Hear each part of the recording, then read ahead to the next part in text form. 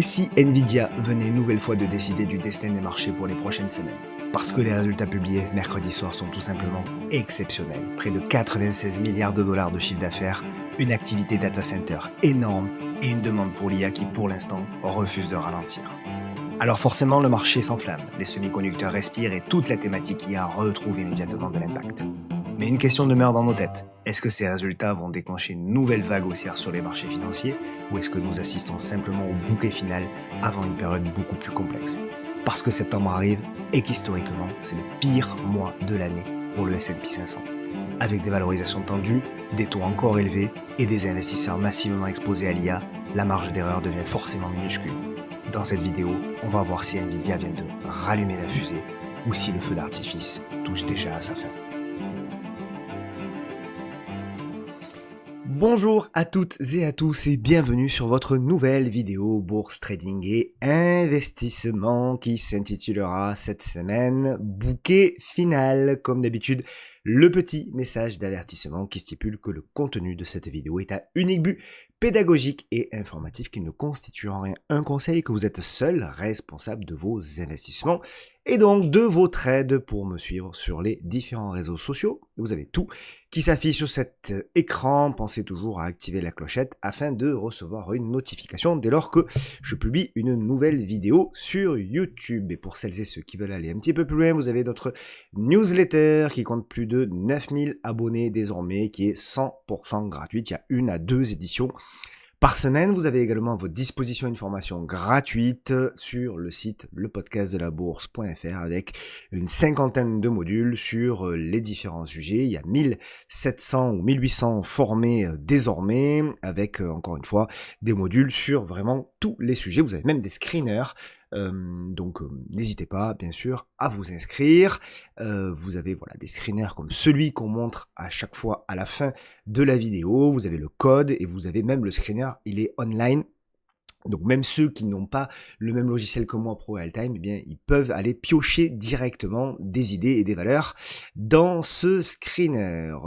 Bien sûr, pour celles et ceux qui veulent aller plus loin, vous avez nos programmes MTT Trading pour apprendre à investir avec méthode, le programme historique MTT Premium avec plus de 10 experts et le programme plus récent MTT Découverte à prix bas qui permet donc de se former tranquillement, bien sûr, à l'investissement en bourse. Je remercie les partenaires qui m'accompagnent au cours de cette vidéo et surtout pour la création de tous mes contenus qui sont gratuits. C'est grâce à eux qu'on peut se permettre de faire une majorité de contenus gratuits, de passer autant de temps à les réaliser. C'est un plaisir que de le faire.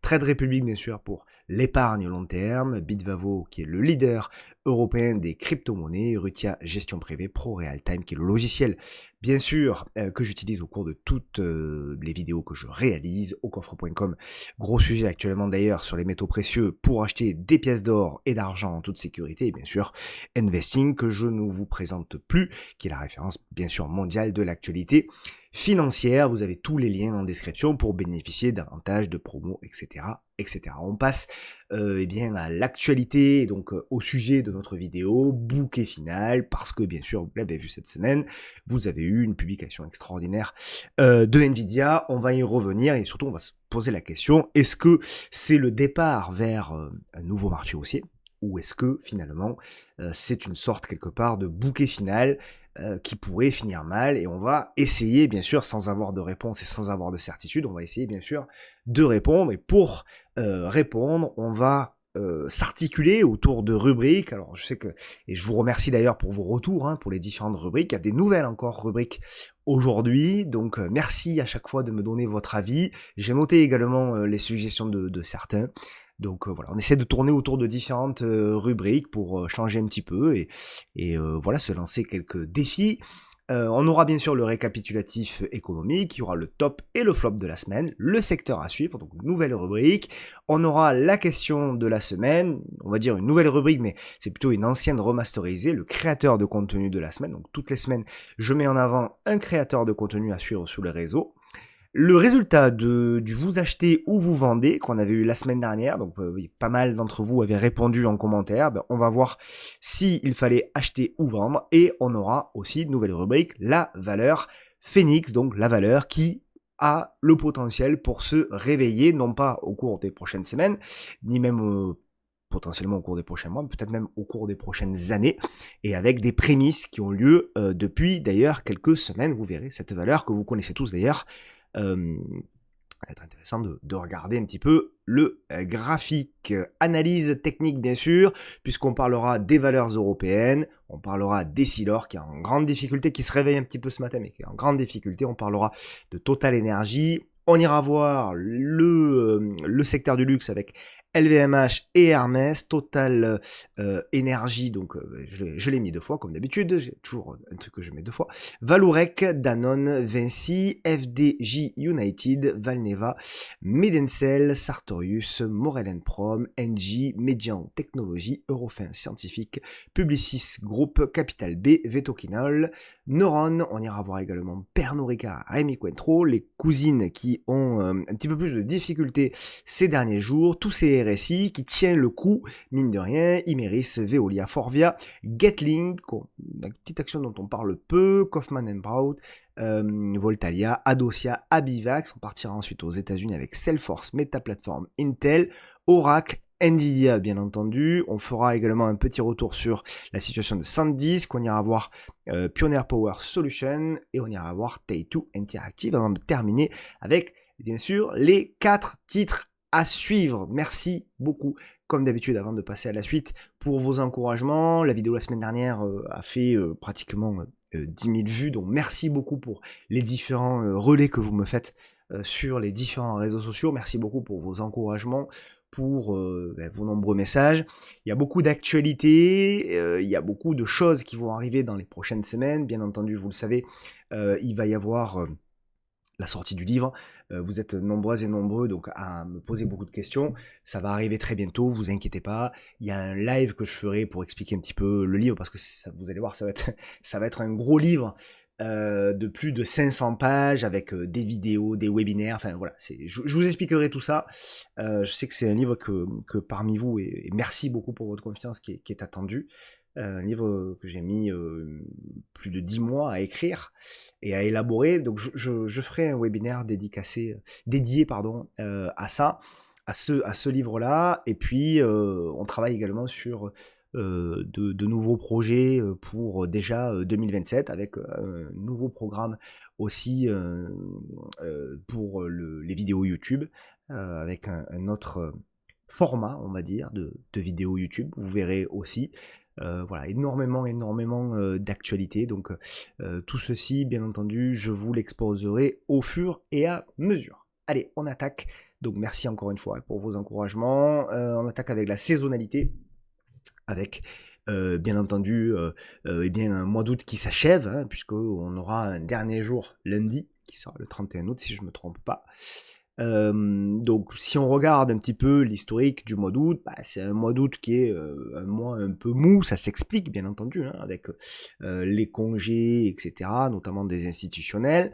Ce que je vous disais la semaine dernière, c'est que certainement au milieu, voire la fin de cette semaine-là, on aurait un petit peu plus de volatilité, c'est exactement ce qu'on a eu, on le voit hein, entre hier où le CAC 40 a perdu moins 50 et là ce matin on a un réveil.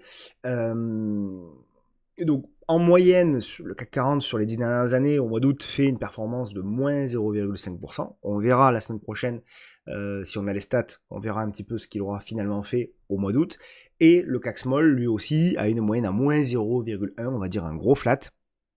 Et bien on verra là aussi où nous en sommes. A priori, sauf grosse surprise, on devrait quand même être plutôt sur un mois pas terrible sur le CAC et le CAC Small, mais il reste encore après tout 2 jours, on peut avoir éventuellement quelques surprises. L'écart de performance entre le CAC 40 et les petites capitalisations a été fortement réduit, en très légère faveur du CAC 40. Pas sûr qu'à la fin du mois d'août ce soit toujours la même chose, c'était le cas fin juillet.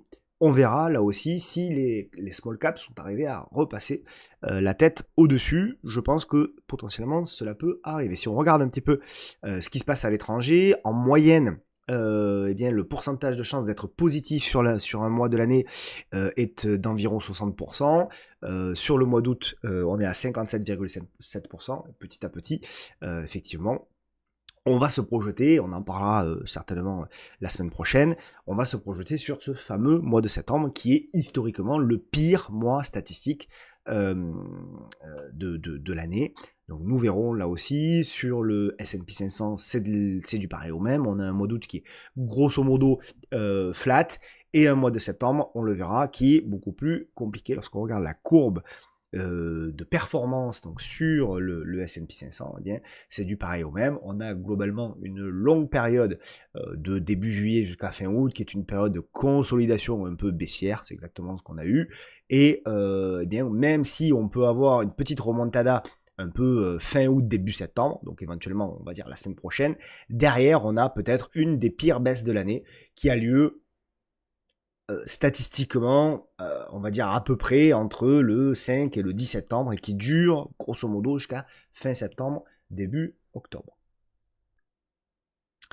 Voilà, donc bien sûr, comme je le répète à chaque fois, notez bien que ce ne sont que des statistiques et que ce ne sont pas des boules de cristal qui peuvent prédire l'avenir. Par contre, c'est toujours intéressant de le regarder parce que lorsque cela s'aligne avec les graphiques, et c'est plutôt le cas pour le coup, pour le moment sur l'année 2026, bah là c'est intéressant à exploiter. On a quelque chose d'assez similaire sur le Dow Jones. On voit le Dow Jones peut faire à la rentrée, là, le petit soubresaut de la rentrée de début septembre. Mais par contre, attention de ne pas prendre ça comme historiquement un signal d'achat parce que souvent, nous avons de mauvaises surprises. Vrai également pour le Nasdaq, on a une première quinzaine de septembre qui est plutôt pas mal, voilà, un petit truc pas mal, et puis derrière on a quelque chose de moins fort que sur les autres indices, mais en général on a quand même une consolidation. Les indices européens, c'est du pareil au même, mais eux en général ils attaquent la baisse, c'est le cas d'ailleurs pour le DAX, sans jamais véritablement se reprendre jusqu'à fin septembre.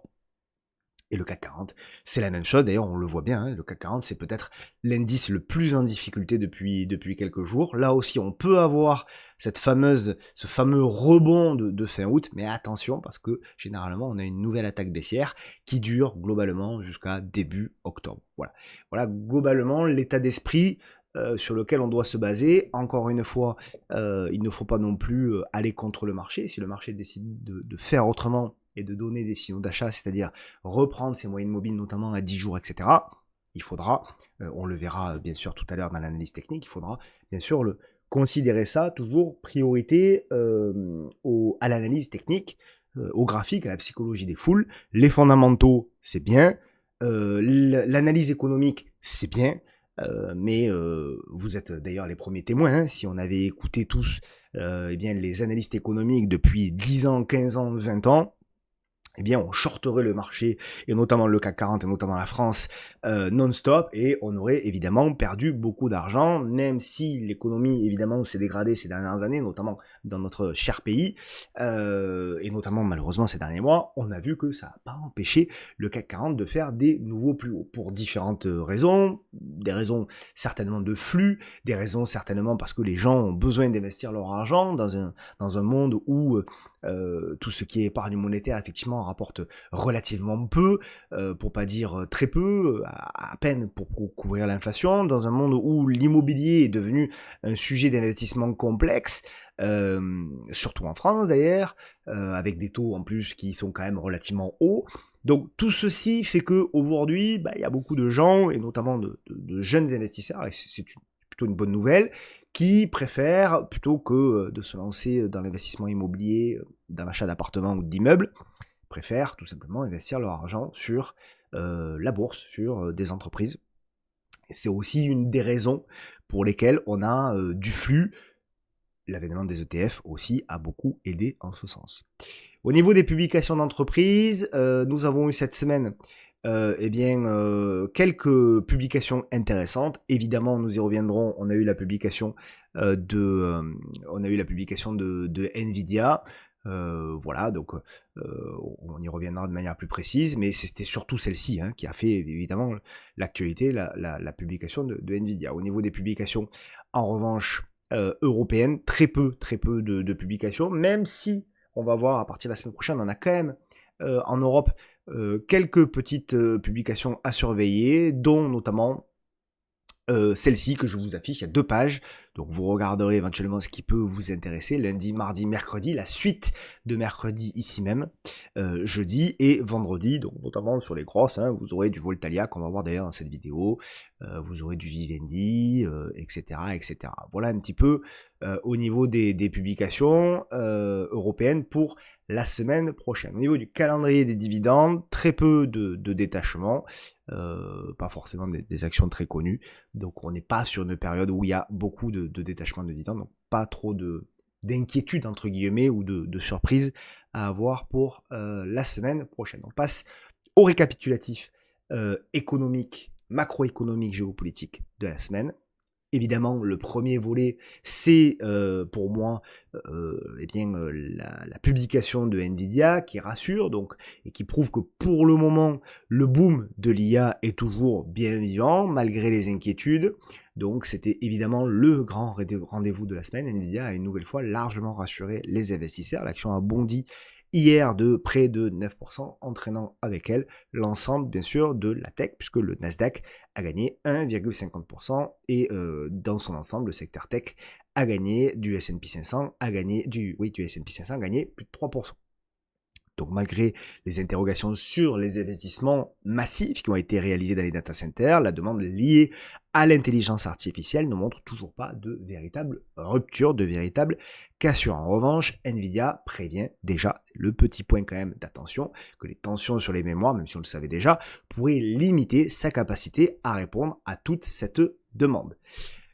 Surtout, je passe rapidement parce que je vais y revenir hein, sur Nvidia. En France, les mauvaises nouvelles s'accumulent, donc avec donc bien sûr une semaine moins confortable, c'est le moins que l'on puisse dire sur le CAC. Jeudi, le CAC a abandonné donc hier 1,7%, même si on va le voir, il y a un petit rebond ce matin, revenant sur ses plus bas niveaux depuis fin juillet. Donc un été finalement où il ne s'est pas passé grand-chose sur le CAC 40, essentiellement à cause du retour des inquiétudes, évidemment, sur les finances publiques françaises, l'écart de taux entre la France et l'Allemagne est remonté, on le verra aussi, autour de 88 points de base, son niveau le plus élevé depuis 2024, et les banques françaises, bien sûr, ont un peu souffert.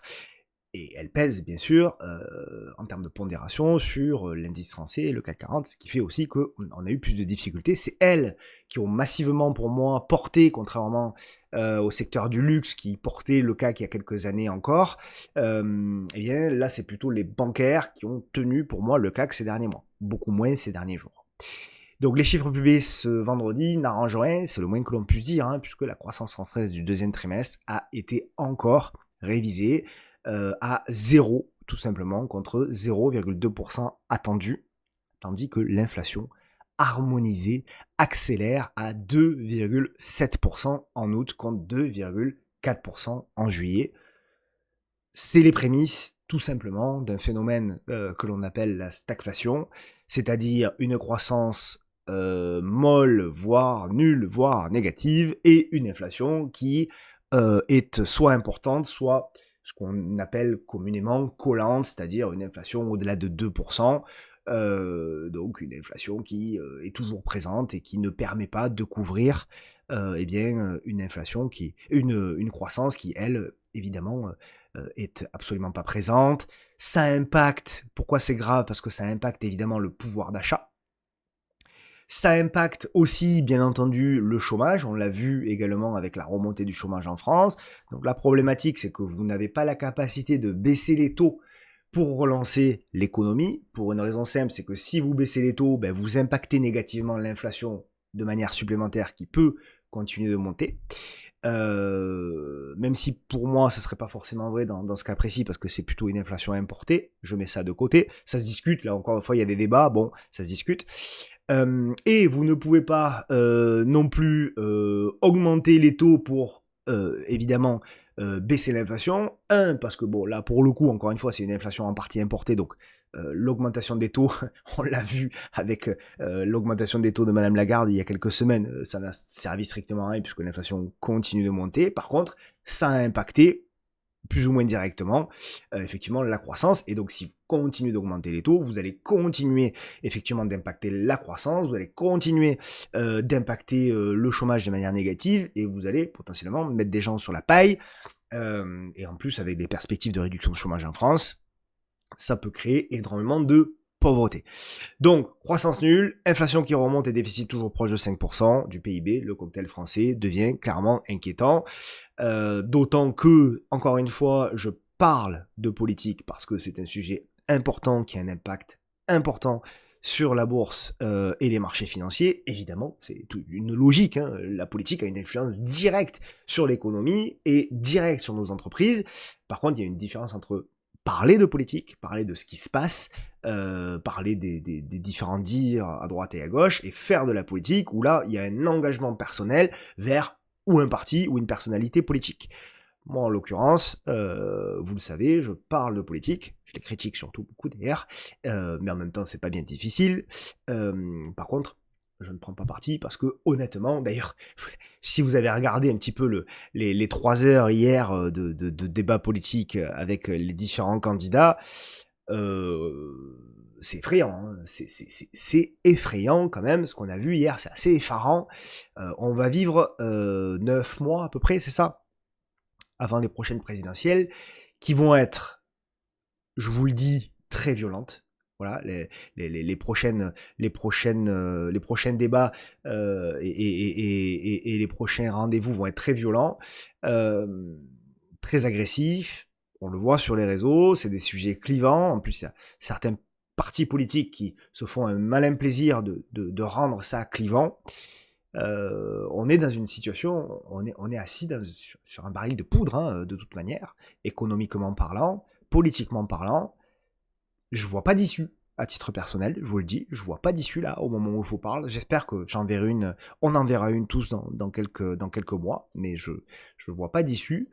Je sais pas trop comment ça va se terminer, mais je pense que ça peut effectivement très très mal se terminer lorsque on commence à parler d'effacement de la dette, d'annulation de la dette, etc. Clairement, on commence comment dirais-je, à mettre le verre dans la pomme, tout simplement, et ça peut effectivement mal se terminer. Voilà. Donc tout ça, de toute façon, c'est des sujets qui sont passionnants, au-delà de l'agressivité qu'il peut y avoir autour de ces sujets-là. Mais ce qui est dangereux, c'est qu'il y a aussi, quelque part, une certaine manipulation de la population, et on joue quelque part sur l'appauvrissement de la population, qui est terrible, sur lequel il faut vraiment agir, mais aujourd'hui, voilà, on voit que on commence à s'en prendre, non plus aux très très riches, qui peut être légitime, on n'est pas forcément tous d'accord, mais effectivement, dans un monde qui est en grande difficulté, surtout un pays en grande difficulté, il est légitime peut-être de se poser des questions sur les très très très très hautes richesses de notre pays. Ça, je considère que le débat doit avoir lieu, a lieu et doit avoir lieu. Encore une fois, on n'est pas tous d'accord. Par contre, quand on commence à dire que les personnes qui touchent plus de 4000 euros par mois doivent payer plus d'impôts et qu'on les considère comme des personnes riches, alors, encore une fois, quand on voit les définitions de richesse, aujourd'hui, la richesse, quelqu'un de riche, c'est quelqu'un, vous avez vu les définitions hein, à la télé, c'est quelqu'un qui est propriétaire de sa résidence principale, quelqu'un qui peut partir en vacances au moins une fois par an, et quelqu'un qui peut s'aider, par exemple, d'une garde d'enfants à la maison. Moi, je considère que c'est pas de la richesse, ça, c'est de l'aisance. Voilà, c'est quelque part le fruit d'un travail aussi, on travaille pour ça, hein, parce que si vous travaillez uniquement pour vous nourrir, ben, malheureusement, ça peut, voilà, on peut vite se heurter à de la tristesse. Il faut avoir des ambitions, il faut essayer voilà, on travaille tous, je pense, pour essayer d'avoir une vie plus belle, essayer d'amener ses enfants en vacances, essayer d'acheter sa maison. Est-ce que c'est de la richesse? Pour moi, non. Et aujourd'hui, quand on considère que quelqu'un qui gagne 4000 euros, bon, moi je suis pas parisien, mais je connais bien la vie parisienne parce que j'y ai travaillé longtemps, enfin quelques années du moins, lorsqu'on voit les loyers, notamment parisiens, j'imagine que vous êtes nombreux ici, proches de la capitale, vous êtes les premiers, je pense, à comprendre que rien que le prix du logement à Paris, quand on gagne 4000 euros par mois, on n'est pas riche, quoi. Donc, moi, ce qui me gêne un petit peu, c'est que on s'en prend à ces 10% de gens les plus riches. Or, ce ne sont pas des gens riches. Ce sont malheureusement, vu l'état actuel. Alors, ça aurait été vrai peut-être il y a une vingtaine d'années. Mais aujourd'hui, c'est plus vrai du tout. Et pour moi, on se trompe clairement. Pour moi, mais je peux me tromper moi aussi d'ailleurs, Moi, je pense que c'est ces 10% qu'il faut essayer d'augmenter. Il ne faut pas les réduire. Il ne faut pas faire en sorte que ces 10% soient moins riches. Il faut faire en sorte que ces 10% soient non seulement plus riches, mais en plus de plus en plus nombreux. L'objectif, c'est qu'il y ait de plus en plus de gens qui gagnent plus de 4 000 € par mois. C'est ça, moi, que j'aimerais entendre. Et c'est ça que il y a pratiquement, enfin, je crois, hein, aucun parti qui affirme ça de manière forte et qui met en place ça de manière forte. Moi, j'aimerais vraiment que une majorité de la population gagne plus de 3 ou 4 000 € par mois. Et je pense que c'est ça la clé. Malheureusement, ça passe par certains éléments qu'on ne veut pas voir. Ça passe par, bien entendu, certainement plus de travail, moins de charges également, hein, moins d'impôts, moins de tout ça. Peut-être moins d'État, peut-être moins moins de social, peut-être faire quelque chose sur les retraites aussi. Et là aussi, c'est un sujet sur lesquels il y a quasiment aucun parti qui veut faire quelque chose. Donc voilà, il y a beaucoup de sujets, et au-delà de tous ces sujets-là, voilà, encore une fois, on peut discuter, et c'est toujours des sujets intéressants, et à peu près tous les points de vue sont intéressants. Mais il est clair que de toute façon, pour moi, et je vous l'ai dit, le principal sujet aujourd'hui de notre pays, c'est la rémunération du travail. Tant que vous n'augmenterez pas la rémunération du travail d'une manière ou d'une autre, pour moi, le pays restera en difficulté. De toute manière, pour s'en sortir, il n'y a que deux manières. Soit vous réduisez les charges, soit vous augmentez les revenus. Si possible, les deux. Et je pense qu'il faut faire les deux. Pour augmenter la rémunération du travail, ça ne se fait pas juste d'un simple coup de baguette magique en disant on n'a qu'à augmenter les salaires de 20%, comme certains partis politiques disent. On n'a qu'à augmenter le SMIC de 20%, et puis voilà. Si vous augmentez les salaires de 20%, vous allez augmenter mécaniquement les prix de 20%. Donc vous allez strictement rien faire, c'est ça la problématique. Et vous risquez même derrière d'engendrer une hyperinflation, une défiance de votre monnaie, vous pouvez même déséquilibrer la monnaie européenne, etc., etc. Bref, donc pour moi non, pour moi la clé c'est baisser effectivement par contre les charges sur les salaires, ça oui, et ça, certainement, disons-le, certainement travailler un petit peu plus. Voilà, certainement peut-être remettre en question peut-être les 35 heures, même si ça fait plaisir à personne j'imagine, mais il y a certainement d'autres choses à faire. Voilà, bon, je pose ça là, mais encore une fois, pour moi, ce que je dis là n'est ni de droite, ni de gauche, ni de centre, ni du haut, ni du bas. C'est juste pour moi des éléments qui sont, je pense, exploitables.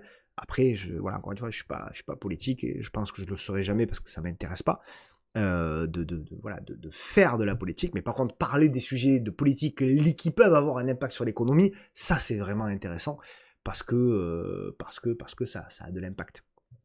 Donc voilà, en tout cas, malheureusement, la conclusion, c'est que, vu le débat d'hier, on n'est pas sorti de l'auberge.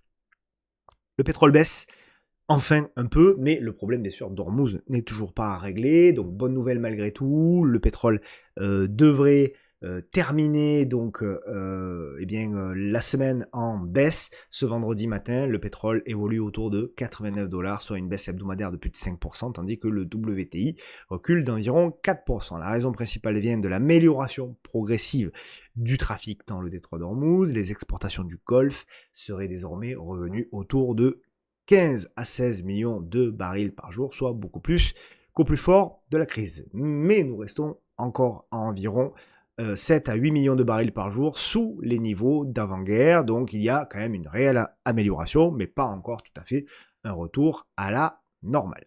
Et enfin, je le mets, même si pour moi il ne va strictement, comme chaque année, à rien se passer, tout le monde en fait une montagne, mais Jackson Hole, donc le dernier grand rendez-vous de l'année qui arrive, donc ce vendredi, avec le discours de Warsh, le président de la Fed. L'enjeu est important, puisque l'inflation américaine reste à 3,7% sur un an. C'est quand même très élevé, bien au-delà de l'objectif des 2.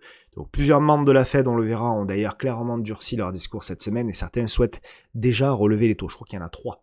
Les marchés évaluent désormais à environ 35% la probabilité d'une hausse dès septembre, avec une hausse totalement intégrée d'ici décembre. La baisse du pétrole et les résultats de Nvidia redonnent donc de l'air aux actions, mais la question des taux reste toujours présente. Si Warsh confirme une Fed plus agressive face à l'inflation, la rentrée de septembre pourrait être encore plus mouvementé donc que cette deuxième partie de l'été qui l'a déjà été.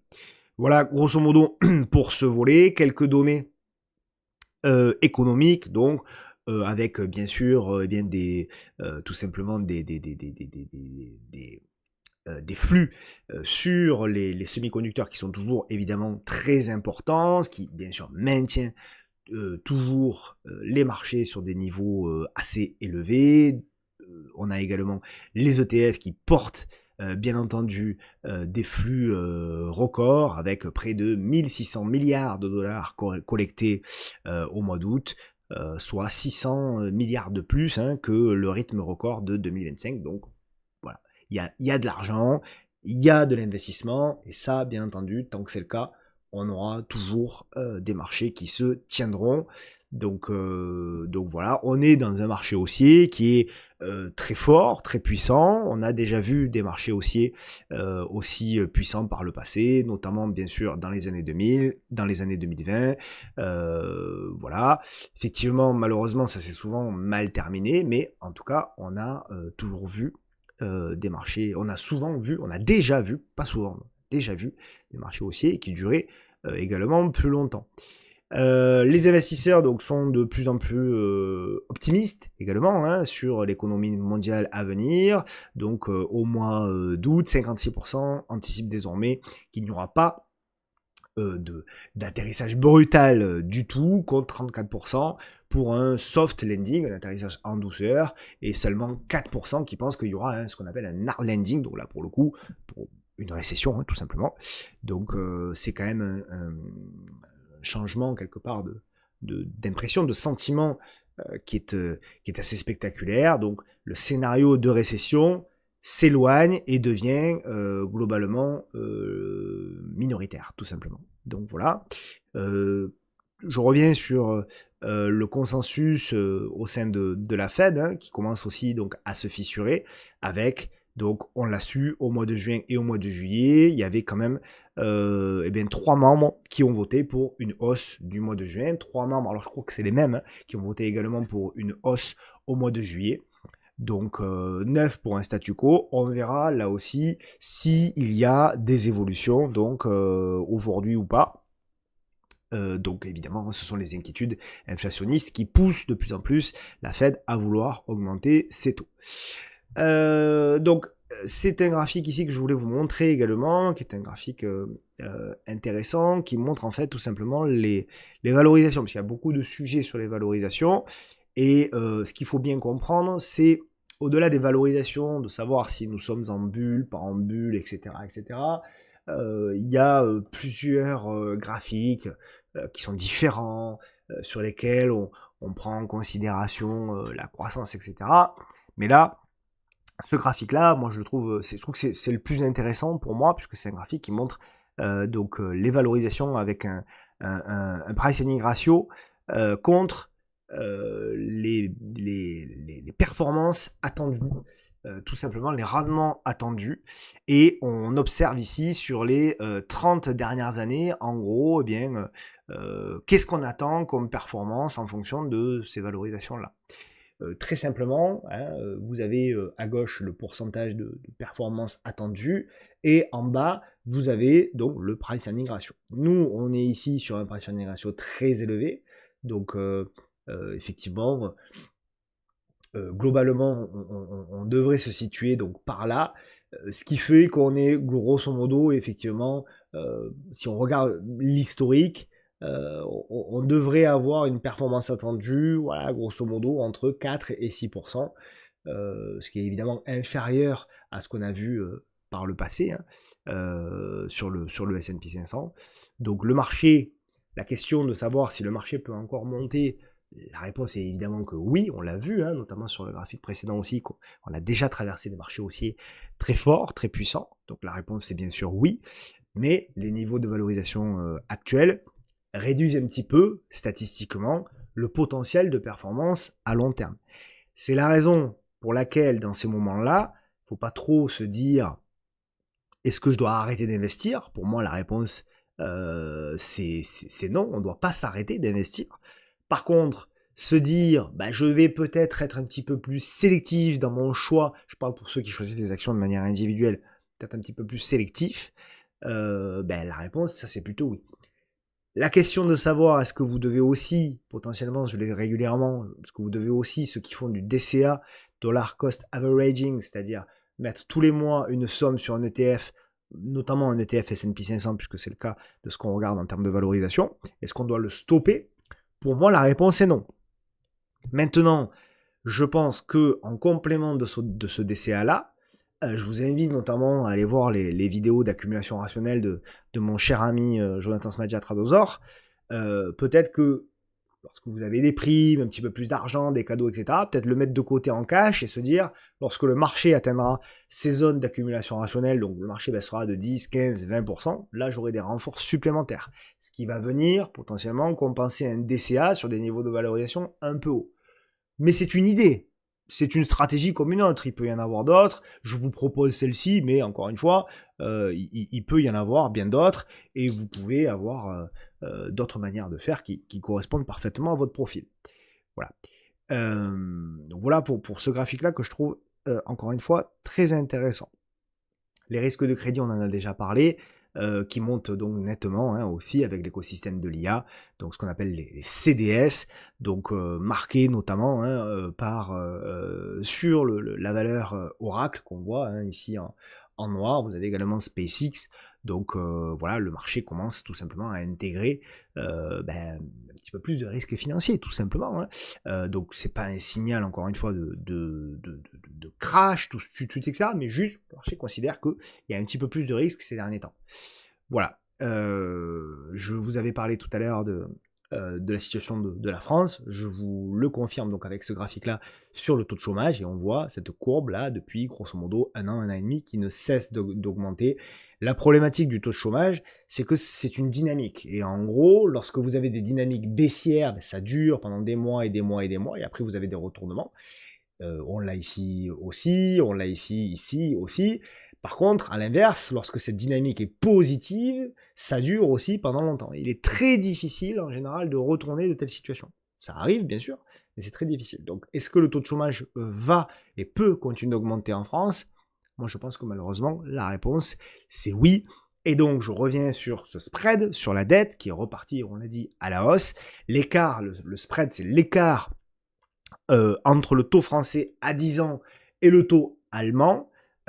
Et donc cet écart est appelé spread. Et ce qu'on remarque, c'est que de toute façon, quand on compare la France avec les autres pays, je veux dire, quand on compare la situation de la France à la situation de la Grèce, ça n'a pas de sens. Il faut comparer avec des voisins qui ont une situation économique assez similaire, ou en tout cas qui était assez similaire il y a encore quelques années. Parmi eux, vous avez des pays comme par exemple l'Allemagne, vous avez également les Pays-Bas, voilà, c'est plutôt ces pays-là auxquels il faut, à mon avis, se comparer. Et ce qui est intéressant de regarder, le problème c'est qu'on s'est tellement habitué ces dernières années à se comparer à l'Italie et à la Grèce que forcément on se dit ouais, finalement on est à peu près comme les Italiens, comme les Grecs, oui, sauf que la France c'est pas la Grèce. On n'a pas du tout le même fonctionnement et pas du tout le même historique. Et puis surtout aussi, n'oublions pas que de mémoire, la France pèse 25 ou 26% de la dette entière de l'Europe. Donc les conséquences d'un effondrement du système économique français aurait un impact grave également sur l'Europe. Alors certains peut-être penseront que c'est une bonne nouvelle, moi je ne sais pas, je ne crois pas en tout cas, mais ce qui est intéressant de regarder par contre, c'est que par le passé, à chaque fois qu'on a eu des spreads aussi élevés, donc là c'était 85 mi-août, je crois qu'on a 88, à chaque fois derrière vous avez eu des graves crises en France, d'accord. Donc attention, effectivement, donc on a un vrai risque qui pourrait être sanctionné encore davantage par les marchés, notamment évidemment sur les bancaires, puisque s'il y a un risque, ce sont comme d'habitude les bancaires qui vont être les premières touchées, et donc ce qu'il faut surveiller, c'est cette fameuse, quelque part, défiance des marchés envers la dette française qui reste donc très élevée. On respire un petit peu, donc on l'a dit sur le pétrole, mais voilà, rien n'est fait. On a toujours cette situation-là de tas séance. On a certes une petite bougie rouge qui apparaît, mais pour le moment, tant que vous ne repasserez pas sous les 75 $, à peu près, grosso modo, la tendance restera haussière sur le pétrole malgré les consolidations intermédiaire. Je vous mets un graphique qui est intéressant également, qui est un peu pas hors sujet parce que ça reste de l'économie, etc. Mais qui est intéressant, c'est un graphique de très long terme sur les mid-cap américaines, parce qu'on parle souvent, on dit oui, pourquoi les investisseurs, les gérants de fonds, certains gérants de fonds s'intéressent beaucoup au mid-cap. Ben, tout simplement parce que historiquement, en tout cas depuis 1985, c'est tout simplement la classe d'actifs qui performent souvent le mieux, hein, tout simplement. Donc voilà, toujours très intéressant. Elles offrent en général un compromis assez intéressant entre croissance, valorisation et historique de performance. Et puis, au-delà de ça, hein, au-delà de la performance, ce qui est très intéressant également de noter, donc vous voyez, hein, c'est en moyenne 11%, de perf, pardon, je suis sur mon écran, en moyenne 11%. Ce qui est intéressant, c'est également le niveau de valorisation qui est inférieur au S&P 500 et au Russell, donc les petites capitalisations. Donc finalement, le bon compromis aujourd'hui, peut-être, pour tirer son épingle du jeu en termes de performance sur le S&P 500, enfin sur le marché américain, pardon, c'est peut-être d'aller sur les mid-cap, même si le graphique lui aussi est très haussier. Mais s'il y a des replis, peut-être que les plus spécialistes d'entre vous ont tout intérêt à aller chercher des capitalisations américaines dites moyennes, qui sont notamment dans le S&P 400. Voilà, bon, je vous pose ça sur la table et je vous laisse comme d'habitude aller faire vos propres recherches. On a parlé de la saisonnalité et j'y reviens, donc avec cette deuxième quinzaine du mois d'août qui est ici. Ce qui est intéressant également, c'est qu'on voit que la première quinzaine du mois de septembre, on le verra dans les prochaines vidéos bien sûr, est beaucoup moins bonne, et surtout la première quinzaine du mois de septembre est beaucoup moins bonne, et la deuxième quinzaine du mois de septembre est la pire de l'année. Donc ça aussi, attendons-nous bien sûr. Donc on évolue, le S&P 500 évolue donc pour l'instant assez proche de son schéma cyclique historique, on va dire, pour 2026. Donc voilà, la saisonnalité appelle à davantage bien sûr de prudence, d'autant que bien sûr les mid-termes, on le sait, hein, sont des années où effectivement on a juste avant un petit peu plus de soubresaut. Par contre, contrairement encore une fois à ce que beaucoup disent à partir des élections des mid-terms, derrière en général le marché se reprend. Et moi je pense encore une fois, bon vous le savez, vous le connaissez mon scénario puisque vous le voyez semaine après semaine, je pense encore une fois qu'il est potentiellement possible que ça arrive encore une fois cette année. On arrive dans la période un petit peu rouge, voilà, hein, tout simplement, avant l'élection de mi-mandat, donc septembre pourrait être un mois relativement négatif. On peut encore une fois, sur cette fin août, tout début septembre, avoir quelques petits soubresauts positifs, mais attention de faire, tant que vous n'avez pas de signaux techniques clairs sur les graphiques, de ne pas anticiper ce retournement, parce qu'il pourrait y avoir des pièges. On est parfaitement sur le scénario qu'on a décrit depuis des mois et des mois et des mois. Pour le coup, ça prouve quand même que c'est un marché qui n'est pas non plus très très inquiet, puisqu'il est réglé comme du papier à musique sur notre scénario qu'on a depuis probablement mi-2025.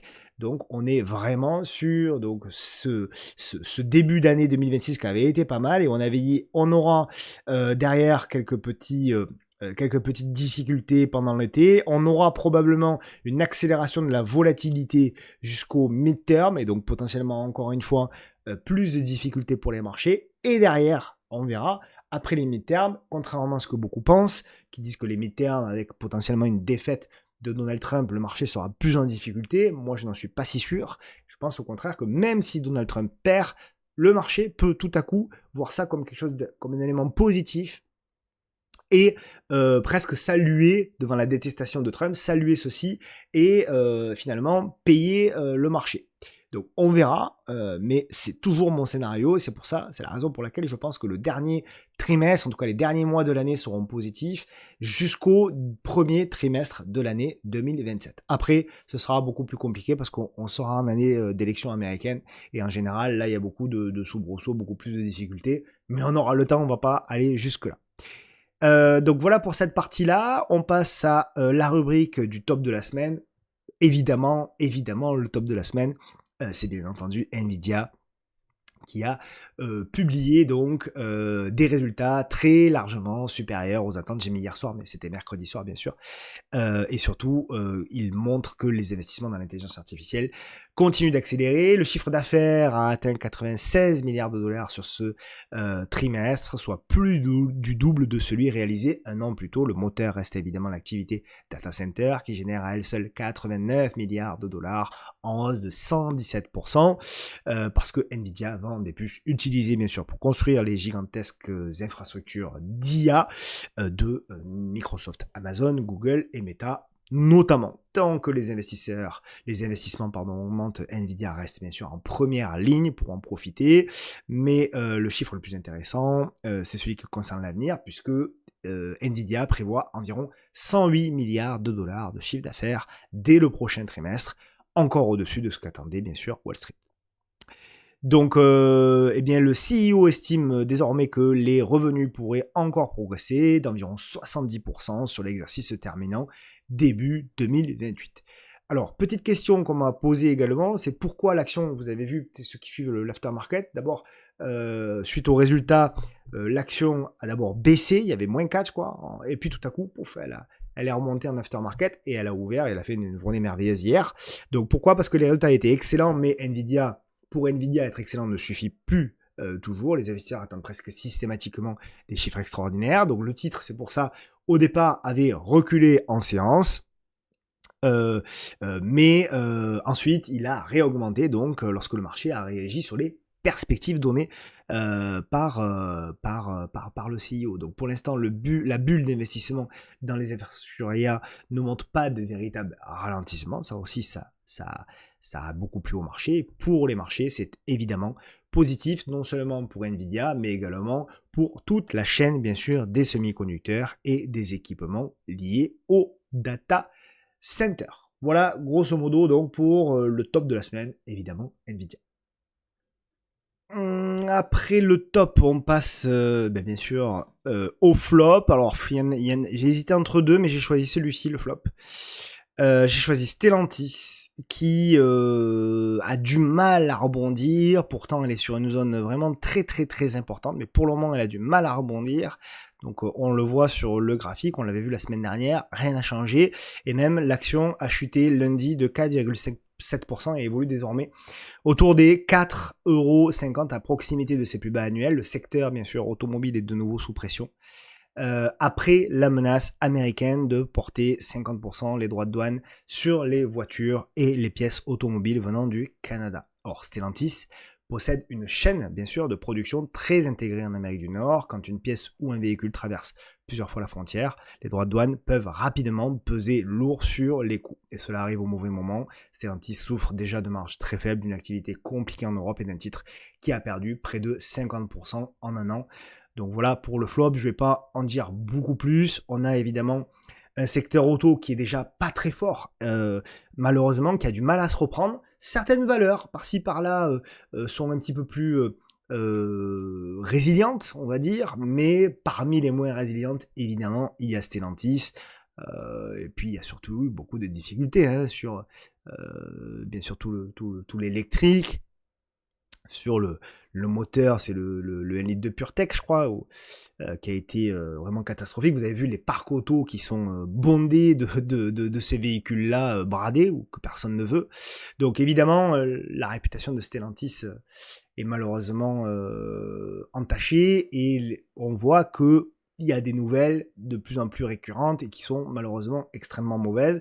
Donc on est vraiment en difficulté sur ce titre-là. Est-ce que la zone va tenir? C'est toute la question. Je vous renvoie à la vidéo la semaine dernière où on a fait l'analyse technique long terme sur Stellantis. Je crois que la zone suivante elle est à 2,50€, quelque chose comme ça. Donc attention de ne pas lâcher la zone des 4€, 4,50€ pour Stellantis. Nouvelle rubrique, le secteur à suivre.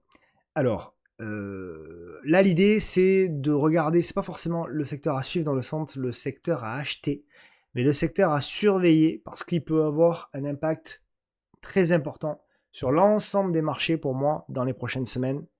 J'allais dire les prochains mois, mais je vais finalement dire dans les prochaines semaines. Ce secteur-là, c'est le secteur de la consommation discrétionnaire. Ici, vous avez l'ensemble des secteurs du S&P 500 que je vous ai montré. Vous avez les différentes performances et vous avez les performances donc historiques, vous avez les performances à 10 ans, à 5 ans, à 1 an, depuis le début de l'année. Donc c'est un secteur qui est un des rares secteurs très légèrement rouge depuis le début de l'année, à 6 mois, à 3 mois, à 1 mois, à une semaine. Bon, une semaine, ça n'a pas forcément de... Voilà. Et par contre, ce qui est très intéressant, c'est que ce secteur-là, c'est à la fois le secteur qui a le moins performé depuis le début de l'année et à la fois le secteur qui performe le mieux sur un mois. Donc, la question est de savoir, est-ce qu'on a une réaction un peu épidermique, quelque part un rebond qui se joue là sur ce secteur-là, ou est-ce qu'on commence à avoir un retournement? Et en fonction de la réponse qu'on aura, pour moi, dans les prochaines semaines, on aura un effet, bien sûr, sur les marchés. Alors, le secteur de la consommation discrétionnaire, souvent on me demande, parce que j'en parle, on me demande qu'est-ce que c'est exactement. C'est pas évident, c'est pas si évident que ça à définir.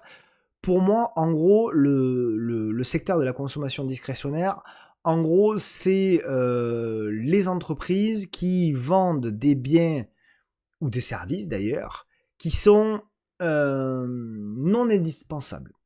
Voilà.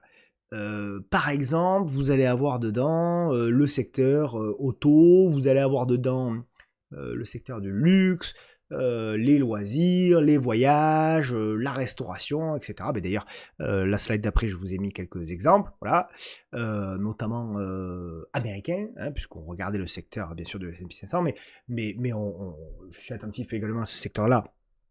Bien sûr, côté français, parce que côté français, vous avez bien sûr le secteur du luxe qui compte énormément avec les LVMH, Kering, Hermès, etc., qu'on verra d'ailleurs dans le détail technique de la vidéo. Vous avez bien sûr aussi les Renault, les Stellantis, les Accor, vous avez quoi? Vous avez du Seb, du Valeo, vous avez Trigano par exemple. En gros, tout ça, c'est le secteur discrétionnaire. Ce qui est intéressant, c'est que lorsqu'on regarde un petit peu la saisonnalité alors des 2 dernières années, ben souvent, c'est des secteurs qui se réveillent sur la dernière partie de l'année, vous voyez, de septembre à octobre, donc à décembre. Donc, est-ce que cette année, ça va être la même chose ou pas? J'en sais rien. Historiquement, lorsqu'on regarde par contre sur les 10 dernières années, ben, on est sur quasiment une des plus mauvaises années voilà, sur les 10 dernières. Il n'y a que 2022 qui a été pire, d'ailleurs qui s'est très mal terminé. Mais globalement, voilà, c'est un secteur qui a tendance sur le dernier trimestre, les 4 derniers mois, qui a tendance plutôt à se réveiller. Donc ça va être très important pour moi, un secteur très important à regarder, parce que pour moi, est-ce que la question que je me pose, j'ai pas la réponse, tout le monde dit non, on n'est pas sur un bas de cycle encore sur ce secteur-là. Moi, j'en sais rien. Je pense en effet que c'est peut-être un peu tôt, mais peut-être que le marché, même si c'est un peu tôt sur le plan purement économique, peut-être que le marché va se dire c'est un peu tôt, mais pas trop tôt pour commencer à jouer des rebonds sur notamment des valeurs, et notamment le secteur du luxe. Alors pas toutes, mais peut-être qu'à un moment donné, on l'a vu, des LVMH qui sont sur support, peut-être qu'à un moment donné, on va commencer à jouer des rebonds. On verra, même si j'en suis pas persuadé. On verra dans le détail un petit peu technique. Mais pour moi, voilà, c'est le secteur à suivre, notamment pour cette fin d'année, sur cette dernière partie de l'année, et il y aura un impact forcément sur l'ensemble des marchés. Dernière rubrique, donc la question de la semaine, donc question posée par un follower qui est Mathieu qui me demandait, je posais la question en ce moment, vu la conjoncture, est-ce que ce serait pas le bon timing pour spéculer sur un ETF inverse, par exemple évidemment ce qu'on appelle un BX4, donc le BX4 c'est tout simplement un CAC inversé multiplié par 2 en termes de performance. Donc voilà, c'est peut-être la question de la semaine. Donc oui, c'est la question de la semaine. Voilà, donc merci Mathieu pour cette question. C'est une très bonne question. Donc juste, je vais faire un point pédagogique sur ce qu'est un ETF inversé, et on va prendre l'exemple bien sûr du BX4 qui est le plus connu, puisque il a un avantage, le BX4, c'est qu'il est éligible au PEA. Donc c'est le fameux Amundi CAC 40 Daily moins 2 fois inverse, donc voilà. Et donc vous avez une performance de moins de 12% sur cet ETF là, donc avec des frais de gestion qui sont de de 0,6%, une encours sur gestion de 211 millions d'euros. Alors, le BX4, donc, c'est un ETF qui permet donc de parier sur une baisse du CAC 40 avec un levier x2. Son nom actuel est Amundi CAC 40 Daily moins 2 fois, inverse. Donc si tout simplement le CAC 40 fait moins 1, le BX4 vise environ plus 2. Et si le CAC 40 fait plus 1, le BX4 vise environ moins 2. Je dis environ, je vais vous expliquer pourquoi. Alors, pourquoi? Parce que le levier moins 2 est recalculé chaque jour. Ce qui fait que ce n'est pas simplement un produit conçu pour faire moins 2 fois le CAC 40 sur plusieurs semaines ou sur plusieurs mois. Les variations successives et l'effet de composition font que la performance peut être fortement différente de cette réalité-là. C'est ce qu'on appelle notamment le bêta slippage. C'est une notion que vous avez sûrement par le passé beaucoup attendue. Donc Amundi indique une durée de détention recommandée de 1 jour, c'est peut-être un peu faible, et surtout un niveau de risque élevé. Donc si vous voulez un ETF inverse, comme le BX4, c'est un ETF que pour moi, vous devez détenir éventuellement quelques jours, vraiment maximum quelques semaines, 1 à 2 semaines. C'est vraiment pour une couverture momentanée. Voilà. Sinon, il faut aller sur d'autres produits parce que justement, malheureusement, eh bien, le fait que ça recalcule la performance tous les jours, eh bien, cela engendre du bêta slippage et donc vous êtes perdant sur le long terme. D'ailleurs, il vous suffit tout simplement de regarder le graphique qu'on va voir après pour vous en rendre compte. Donc, en résumé, le BX4 est surtout un outil de trading ou de couverture de court terme pour profiter, protéger son portefeuille d'une baisse du CAC 40, mais il est beaucoup moins adapté à une détention longue. Il est par ailleurs donc éligible au PEA. Et c'est la raison pour laquelle, lorsque vous regardez effectivement le CAC 40, le BX4, donc l'inverse du CAC 40 x2 sur des unités de temps très longues, notamment ici en mensuel, ben vous avez un écrasement de la performance. Donc à éviter sur les très longues durées, parce que mécaniquement, même si le CAC baisse un petit peu, ben vous ne récupérerez pas de la performance. Par contre, si vous zoomez un petit peu en unité de temps daily, ben là oui, sur des fois quelques séances, quelques semaines, peut-être sur 1-2 semaines, vous avez effectivement, lorsqu'il y a un excès de volatilité sur le CAC 40, vous pouvez avoir de la hausse sur cet ETF-là. Mais malgré tout, sur le long terme, on voit que la tendance est structurellement baissière. Donc pour jouer vraiment de la couverture, encore une fois, sur 5, 10, 15 séances, pourquoi pas, mais au-delà, évitez de faire ça. Pour moi, c'est un produit qui permet, lorsqu'à un moment donné, on a une sensation, on a de la peur et qu'on ne veut pas liquider toutes ces positions, ben on va liquider une partie de ces positions, on va prendre cet ETF-là pour quelques jours, histoire de voir un petit peu comment le marché réagit, et puis derrière, se laisser en fait une marge de manœuvre pour prendre des décisions. Je vous prends un exemple très simple. Vous êtes en début de semaine, vous voyez que Trump commence à s'exciter, commence à menacer par exemple la Russie, etc.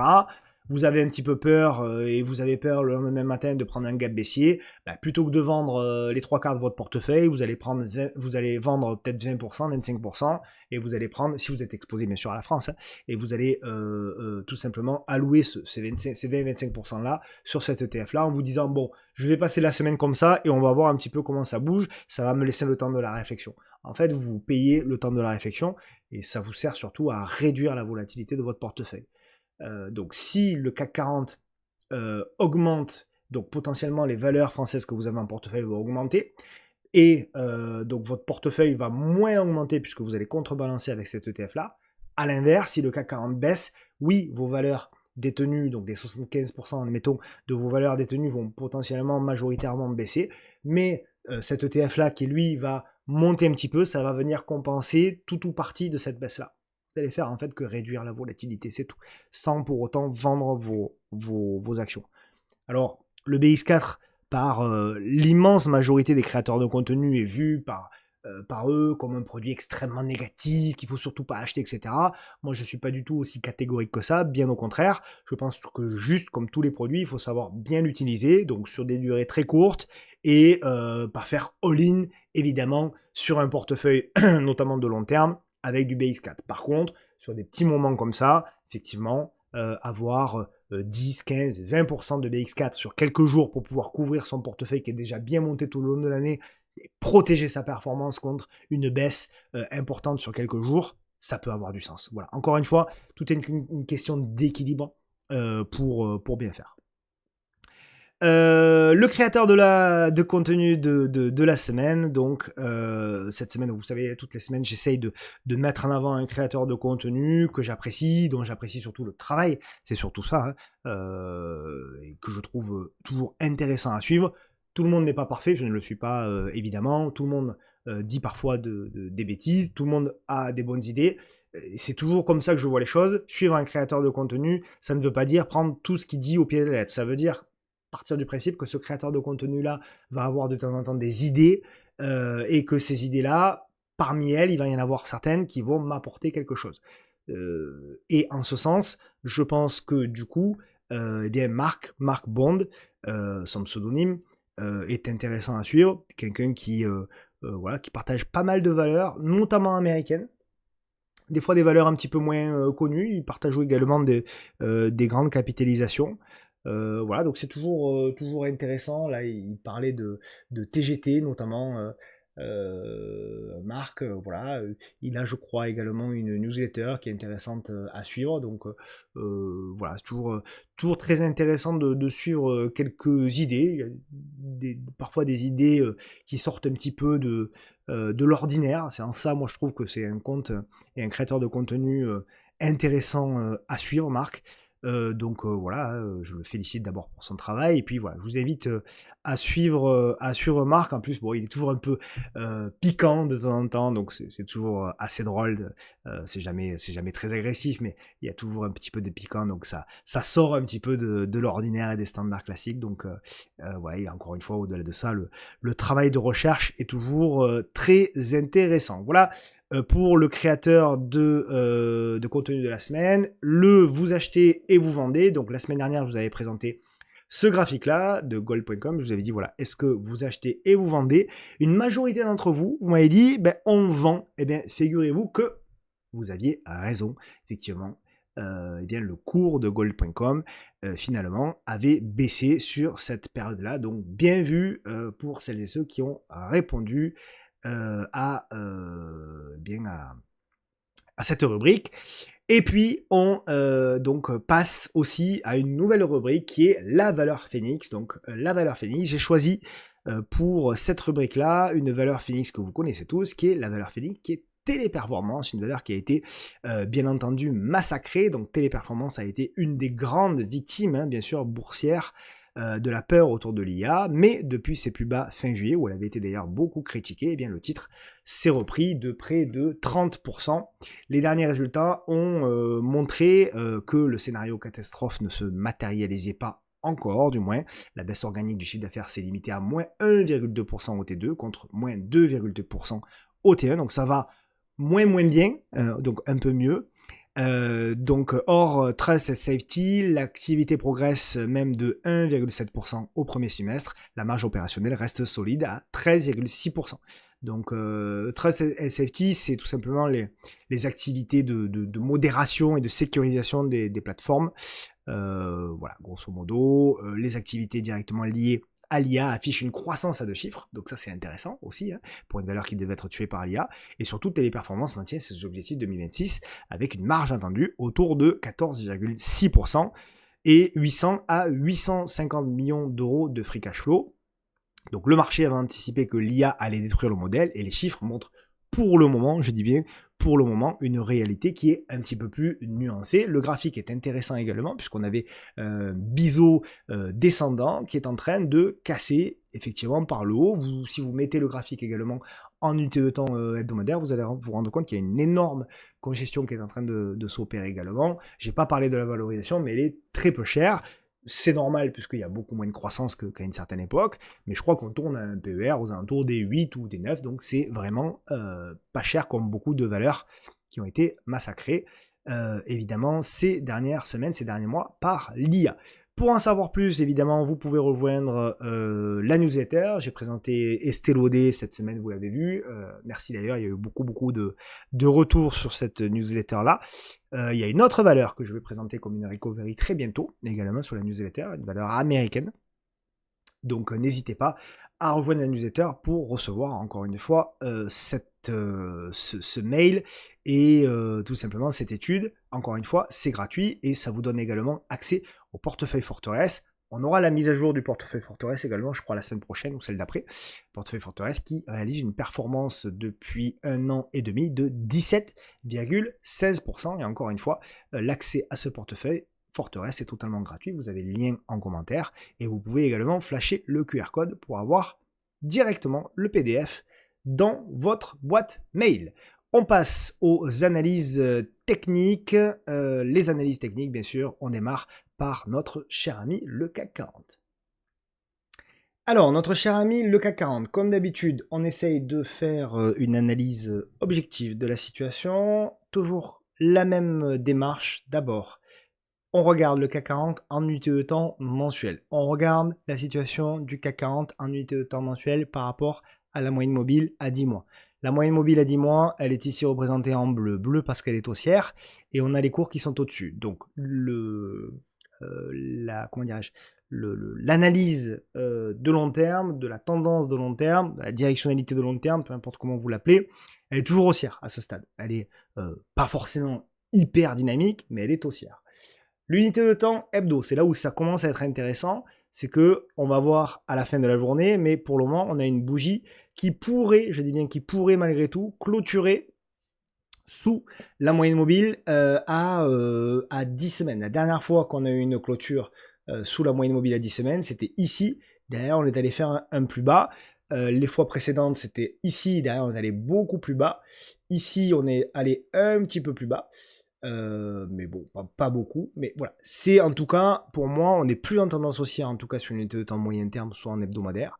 Donc voilà, il y a des supports, certes. On a pour le moment une espèce de marteau qui est en train d'apparaître, mais malgré tout, on est passé effectivement baissier.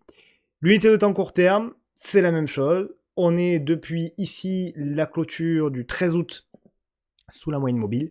On est dans une situation de consolidation, de correction. On a effectivement une grosse zone pour moi de support qui est là, qui est, on va dire, les 8215. Pour moi, elle est là, la zone qui partage les acheteurs et les vendeurs sur du moyen terme. Si on va en dessous, ce sera pour moi une correction beaucoup plus marquée. Pour moi, là, c'est une consolidation. En dessous, ce sera une correction. Et où, donc si on lâche, on verra au fur et à mesure, mais si on lâche, quel est l'objectif pour moi? Ben, l'objectif, c'est de retrouver quelque part le support oblique de long terme. Donc potentiellement par là, on verra aux alentours des 8000 points, quelque chose comme ça. Mais encore une fois, on n'en est pas encore là. Aujourd'hui, vous avez un petit rebond, etc. Bon, des rebonds, il y en a toujours. Mais tant que vous évoluez au-dessous de cette moyenne mobile à 10 jours, eh bien, considérez qu'il n'y a pas grand-chose à faire et il vaut mieux éviter de faire du swing. En revanche, quand vous casserez cette moyenne mobile, on pourra commencer à reprendre espoir, surtout s'il y a une consolidation de congestion et éventuellement une reprise. Moi, mon scénario principal, je pense qu'on peut avoir effectivement des rebonds, mais je pense qu'ils seront vers des échecs jusqu'à grosso modo fin septembre, début septembre, plutôt fin septembre d'ailleurs, et éventuellement à partir de là, on jouera des rebonds. Si cette zone-là lâche, ce sera plus bas. Et après, on jouera des rebonds. Mais dans mes deux scénarios-là, je pense que, en tout cas, on aura quand même de la hausse pour la dernière, comme je vous l'ai dit d'ailleurs, dans la démonstration en premier lieu. Mais je pense que toute cette période-là, globalement, voilà, toute cette période-là de octobre jusqu'à avril, ce sera de la hausse. Donc, est-ce qu'elle démarrera ici ou est-ce qu'elle démarrera là? Ça, je ne sais pas, mais je pense qu'on ira chercher à nouveau cette oblique qui nous gêne ici. On ira potentiellement un petit peu plus haut. On verra, encore une fois, si le marché se dégrade, à ce moment-là, on le considérera et on reverra nos plans au fur et à mesure. Voilà, grosso modo, pour le CAC 40.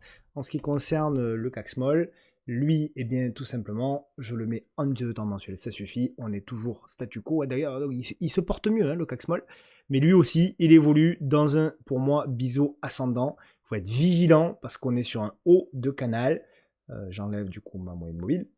On est sur un haut de canal, donc on peut, pour moi, ici, faire un peu un statu quo, aller chercher un nouveau plus haut, et derrière, on peut avoir la cassure et le retournement. Donc, attention, je suis peut-être plus inquiet peut-être pour les small. Alors, c'est marrant parce qu'à court terme, je suis plus inquiet pour le CAC 40 que le CAC Small que je trouve fort à court terme.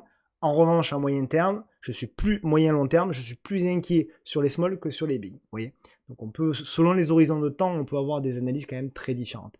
Donc il faut avoir l'humilité de reconnaître que, de toute manière, ce sont encore les graphiques qui vont décider au fur et à mesure. Allez, on passe aux actions avec Essilor Luxottica qui est ici. Donc pas grand chose à dire, il y a un rebond aujourd'hui, 2,73% au moment où je lance cette vidéo. Mais pour moi, voilà, pour moi globalement, la zone, vous savez que j'attends, elle est là. La grosse zone que j'attends, c'est le support oblique. Donc oui, bien entendu, vous pouvez avoir même des rebonds un peu plus marqués, mais derrière, j'attends quand même cette attaque-là. Pour jouer quelque chose comme ça, plus vite on ira, mieux ce sera. Voilà, en plus ça correspond, vous voyez, à toute cette zone-là. Donc vraiment, hein, pour vous donner un ordre de prix, entre les 143 et les 125, c'est vraiment une zone moi que j'attends. Et je pense à titre personnel que je prendrai du Essilor sur cette zone-là. Donc voilà, pas grand-chose de plus à dire là-dessus. TTE, Total Energy, très ferme. Très ferme, hein, voilà, on le voit, c'est très costaud. Il y a pas, je suis pas acheteur sur ces niveaux-là. C'est difficile pour moi quand même, c'est bien valorisé. C'est pas cher, mais c'est bien valorisé encore une fois. Mais par contre, je dois bien avouer que bah, ça tient très très bien. Est-ce qu'on a déjà des figures qui se dessinent? C'est possible. Je pense qu'on est clairement dans une figure de digestion qui va durer pendant des semaines, voire des mois. Voilà, on peut très bien avoir quelque chose qui pourrait ressembler à ça, voilà, quelque chose un peu comme ça, vous allez en bas, vous allez en haut, vous allez en bas, vous allez en haut, et après sur le long terme, malgré tout, ça reste de la hausse. Les probabilités. Par contre, si on a effectivement une grosse crise, etc., bah à ce moment-là, effectivement, et que finalement ça décide de lâcher par le bas, et là, on aura des zones beaucoup plus intéressantes pour les investisseurs, notamment cette zone-là, qui peut être par exemple une zone intéressante. Vous avez celle-ci aussi. Bon, je suis pas sûr qu'on ira aux 28 euros, mais en tout cas, si on a une opportunité avec un petit élan de panique de revenir déjà sous les 50, là par contre, ce sera une opportunité d'achat.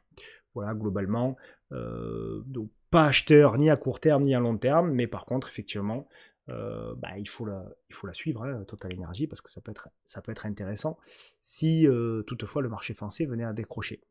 On passe donc effectivement désormais au luxe, avec d'abord LVMH, qui est ma préférée, moi, sur le luxe, qui tient, malgré tout, qui lâche pas encore ce support-là.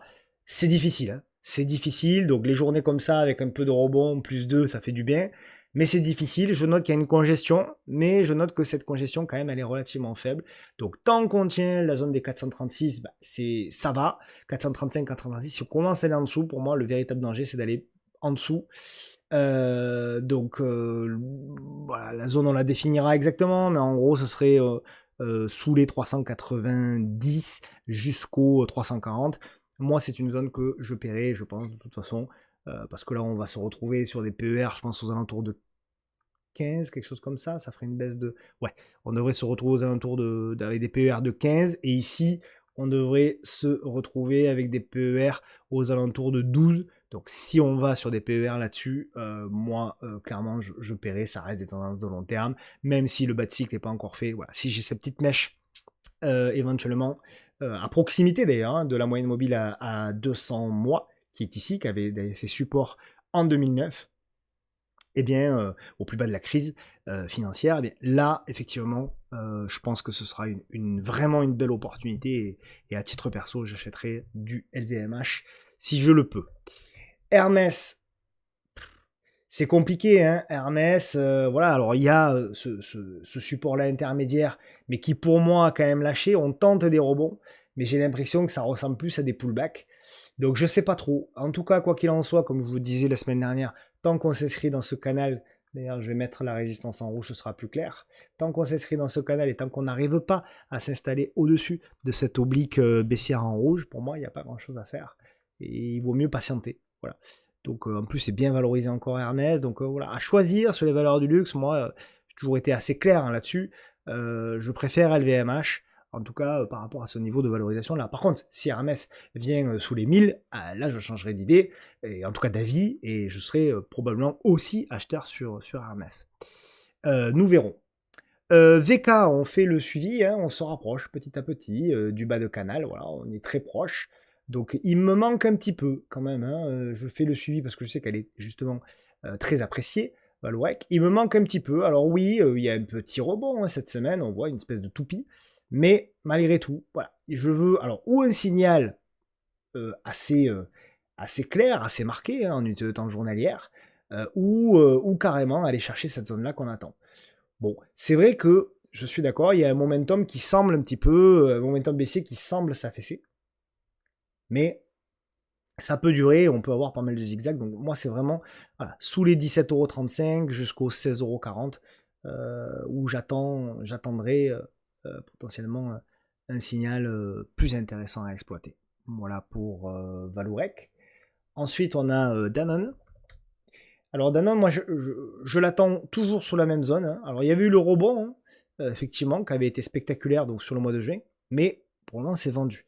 Donc moi, la zone que j'attends, les trois zones, il y a trois zones hein, d'ailleurs que j'attends, elles sont ici. Donc le support oblique, c'est un peu fouillé, mais grosso modo, le support oblique ici, aux alentours des 55, quelque chose comme ça. Vous avez la deuxième zone ici, aux alentours des 44, 45, 46. Et enfin, si vraiment c'est une cata, vous aurez une troisième zone de renfort entre les 30 et les 35. Mais pas avant, en tout cas pour moi, pour Danone. C'est vraiment des actions, bon père de famille, d'après moi, à acheter vraiment quand il y a des replis marqués et importants. Tout comme Vinci. Alors voilà, c'est vrai que pendant des mois, alors moi j'ai pas souffert parce que j'ai pas cet ego-là, honnêtement, je m'en fiche. Si je souffrais à chaque fois que j'avais tort, je passerais ma vie à souffrir.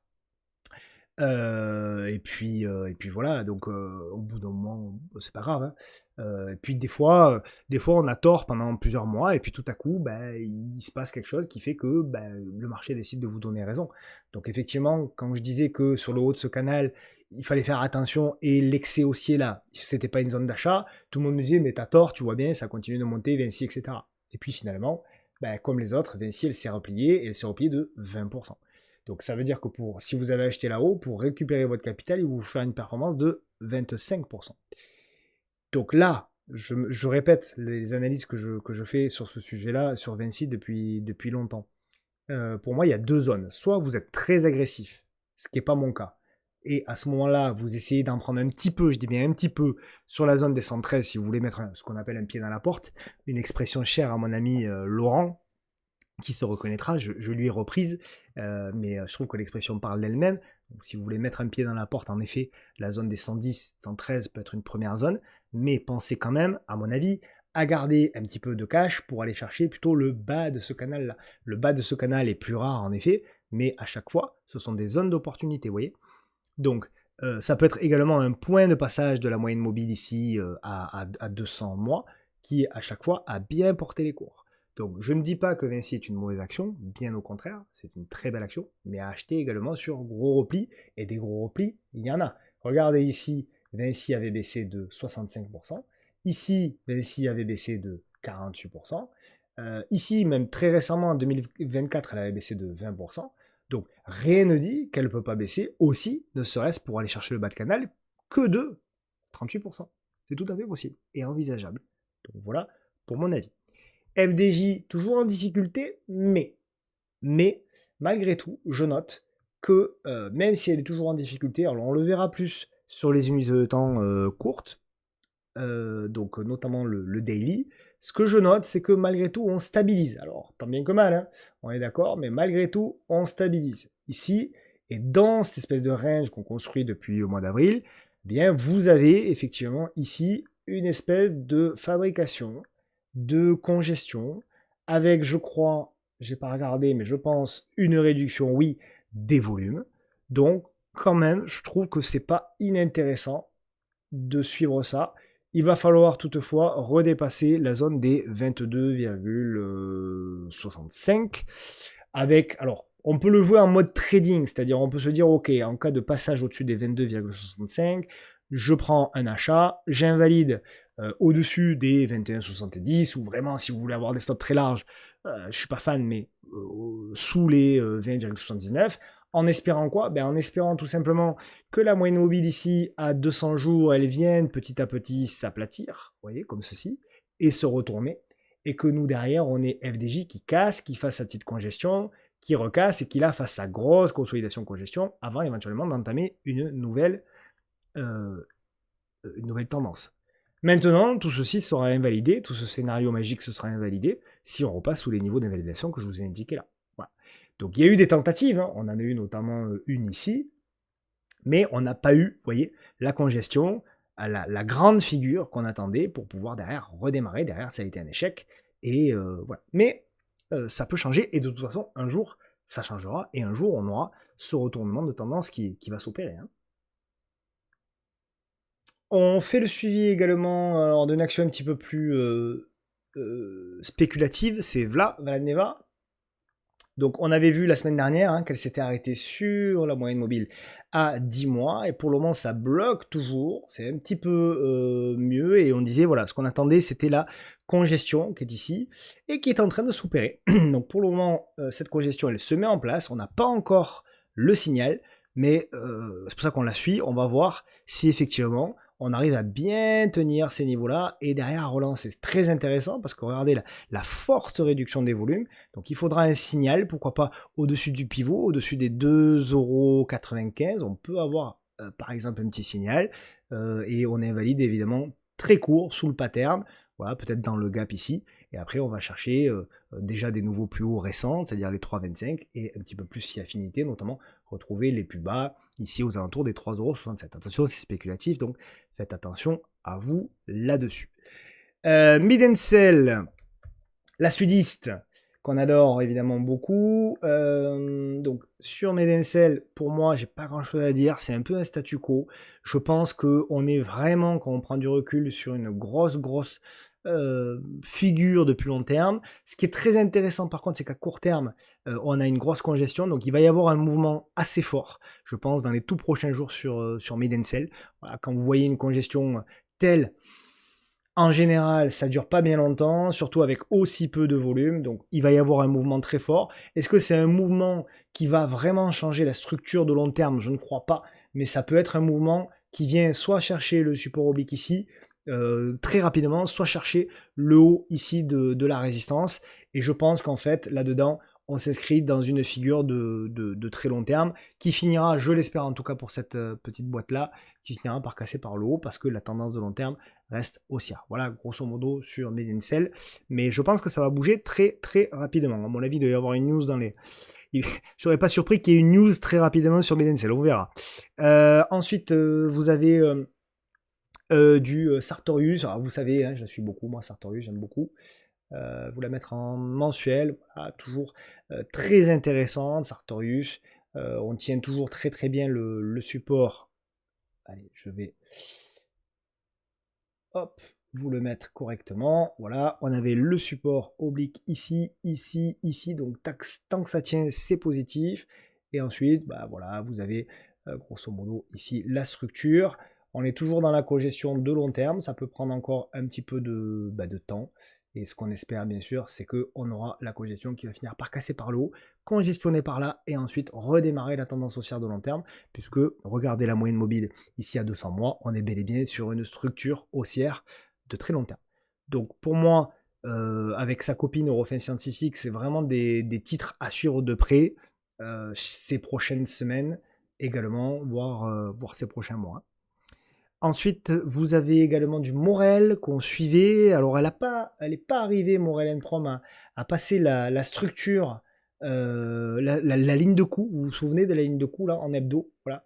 Elle n'est pas arrivée à la passer. Voilà, pour le moment, ça bloque toujours. Donc, on est revenu sur le bas, par contre, de la structure, quasiment, voilà, sur le support. Donc, entre le haut et le bas, mon cœur balance. Par contre, pour de l'investissement long terme, pour moi, il faudra attendre la cassure du range par le bas, donc la cassure par le bas des 7,50 € pour aller chercher le bas de canal qui sera pour moi une opportunité. Donc ça m'intéresse, Morel Prom, mais ça m'intéresse plus pour du long terme. Et ici, donc c'est-à-dire toute la zone aux alentours des 7 €, 7,50 €, quelque chose comme ça. Voilà. Donc toute cette zone-là, par contre, m'intéressera beaucoup si éventuellement nous y allons. On passe ensuite à un ancien amour. Engie, bien sûr, Engie qui nous a déçus, mais enfin nous a déçus non, puisqu'elle a atteint les objectifs qu'on s'était fixés. Souvenez-vous, c'était une grosse conviction de ma part. dans la congestion là, elle a fait le mouvement. Je vous avais dit on vise la zone des 28 à 30 euros et lorsqu'on a touché l'objectif, regardez derrière la consolidation de 20%, ce qui est quand même beaucoup pour Engie. Et je vous avais dit voilà, maintenant il ne faut plus y toucher, il faut attendre qu'elle nous fasse la figure de consolidation, de construction. Cette figure là, il y a une petite consolidation de congestion, mais pour le moment ça casse par le bas. Donc c'est à mon avis une figure qui va être beaucoup plus large, donc ça va durer un petit peu.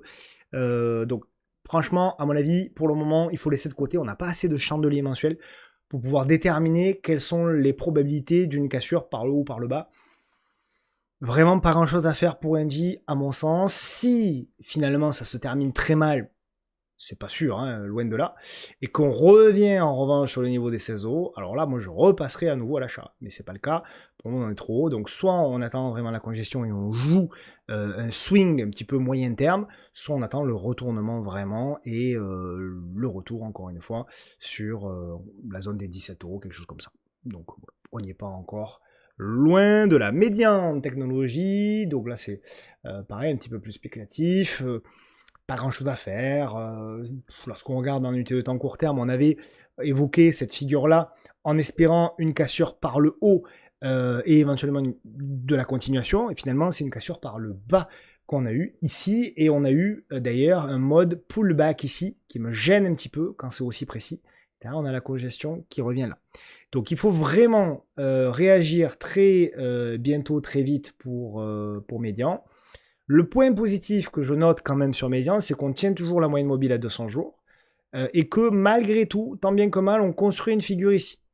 Donc il faut vraiment ici, très bientôt, peut-être la semaine prochaine, démarrer quelque chose, s'installer au-dessus de l'oblique ici en rouge et redémarrer une tendance. Voilà.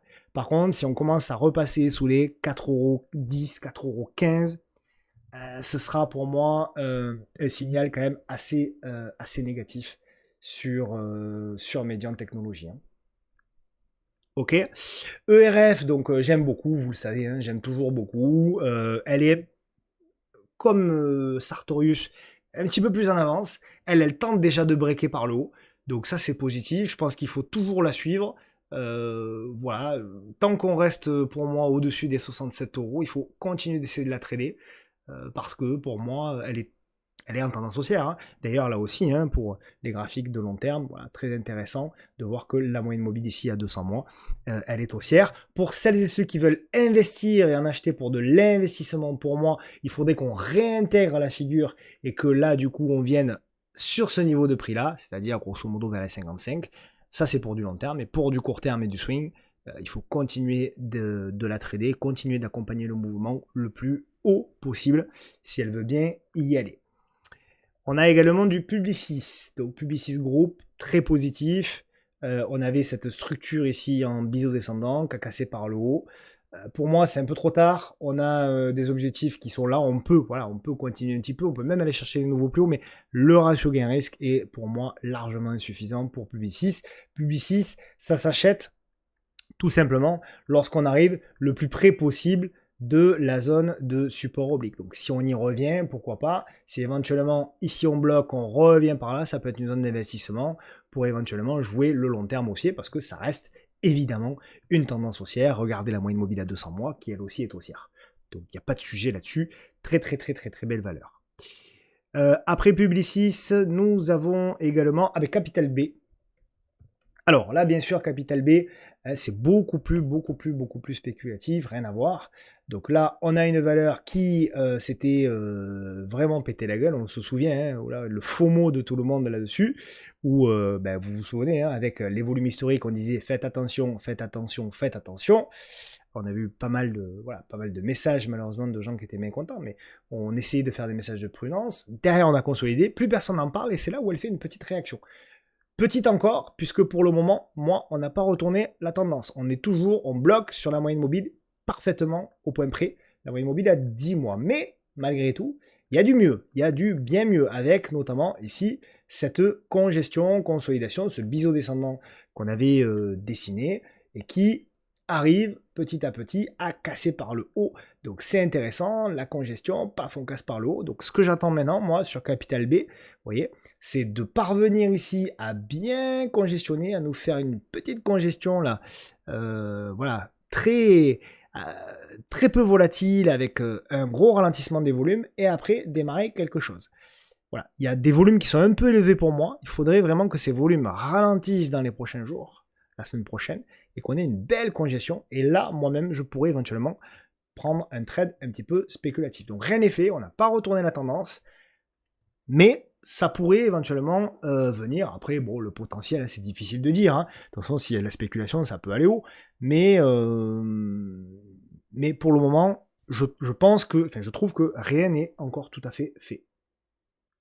On passe ensuite à une petite valeur, mais que j'aime beaucoup, c'est Vetoquinol. Je vais vous la mettre en mensuel, c'est là où elle est pour moi le plus intéressante. Donc il y a deux sujets sur Vetoquinol. Bon, alors, il y a le sujet trading. Le sujet trading, j'ai pas grand chose à dire. Tant que vous n'arriverez pas à repasser au-dessus des 74,2, il n'y aura pas de trade à prendre. Mais si c'est le cas, on pourra viser la zone des 87. Par contre, là où c'est intéressant, c'est qu'on se rapproche de plus en plus sur notre première zone de long terme, donc qui est la zone du support oblique, avec fait support là, support ici, support là, support ici et support ici. Donc globalement la zone des 60 euros, voilà, globalement, est une belle zone. Deuxième zone, si ça lâche, c'est la zone des 36 à 42 euros. Donc voilà, les deux zones d'investissement, ça m'intéresse à titre personnel, de là que j'aime bien. Donc voilà, comme je suis passionné par les animaux également, c'est sûr que c'est des valeurs que j'aime bien. Donc éventuellement, voilà, cette zone des 60 euros peut être une première zone d'investissement de long terme. Neuron, toujours pareil. Toujours pareil sur Neuron, il ne se passe pas grand chose. Il y a des allées et des retours. Il y a, bon, voilà, j'ai pas grand chose de plus à vous dire. On a fait le pullback. Moi, j'attends toujours ma zone de long terme. Voilà, c'est vrai qu'elle s'était reprise, mais j'attends toujours ma zone de long terme. Le support oblique de long terme, peut-être aux alentours des 27, 29 euros, quelque chose comme ça. Et là, ça m'intéressera. Voilà.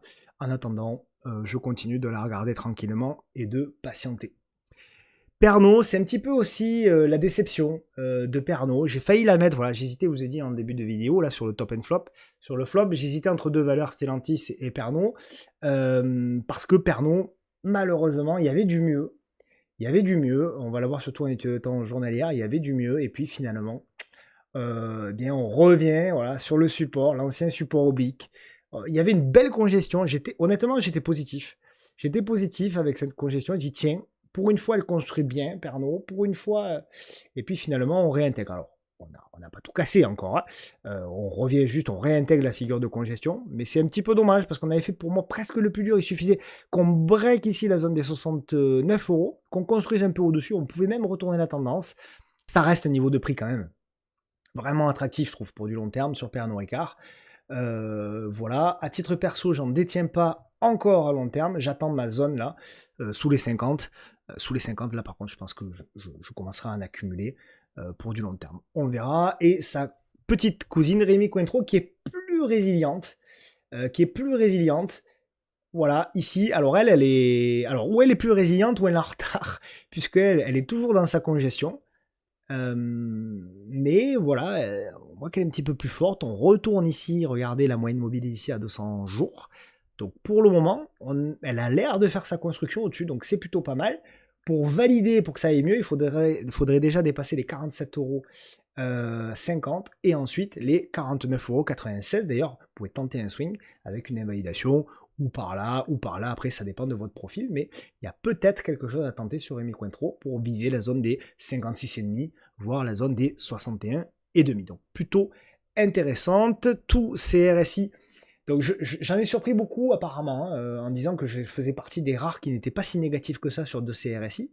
Donc ça m'a valu quelques critiques aussi, décidément. En ce moment, ça critique beaucoup, mais moi, vous savez, j'essaye en tout cas de pas avoir de biais, et j'en ai de moins en moins, honnêtement.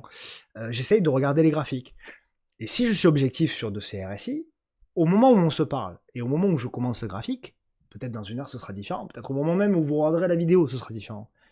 Mais en tout cas, ce que je trouve intéressant, c'est que pour le moment, on tient la moyenne mobile à 200 jours qui tient. Elle a fait bien support.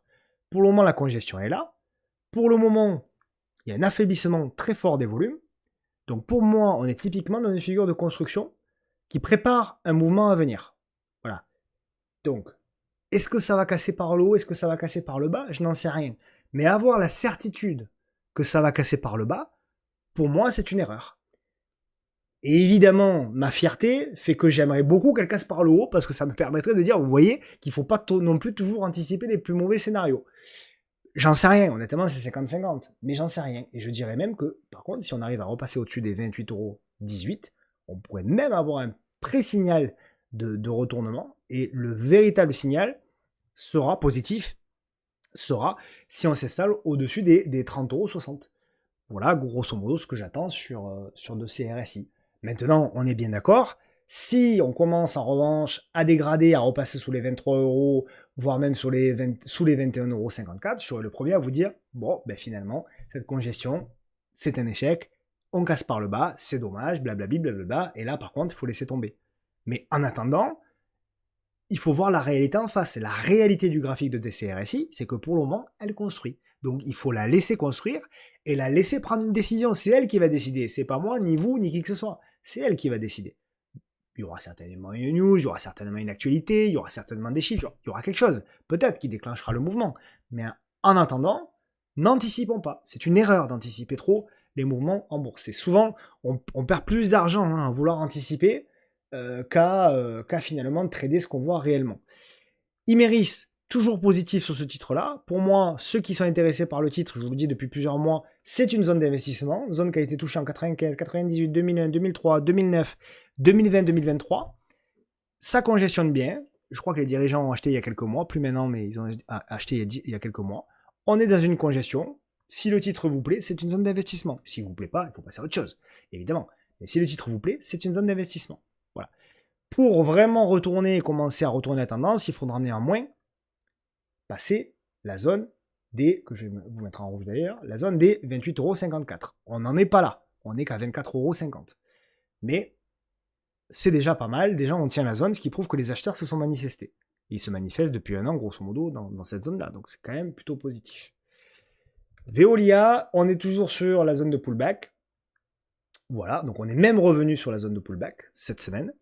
Donc pour moi, toute cette zone-là, si vous êtes intéressé par Veolia, c'est une zone d'achat, une première zone d'achat pour les long-termistes. Donc toute la zone entre les 31 € et les 32,50 €, nous y sommes, c'est une zone d'achat pour les long-termistes. La deuxième zone d'achat pour les long-termistes, elle se situera par là, avec notamment le passage de la moyenne mobile ici à comment dirais-je, à 200 mois, oui, c'est ça, et plus c'est infinité. Voilà. Mais ces deux zones-là, et cette première ici, est déjà une zone d'investissement pour moi de long terme. 50-50 en termes de taille de position, je pense que ça me semble à peu près cohérent. En difficulté également, on revient sur le secteur auto, équipementier auto, c'est Forvia, même s'il y a une belle réaction aujourd'hui, mais la belle réaction de quasi 6% aujourd'hui ne se voit quasiment pas. C'est toujours baissier, c'est toujours en difficulté, c'est désormais sous cette oblique ici, tant que vous ne repasserez pas au-dessus de cette oblique baissière de long terme, il n'y aura pas grand-chose.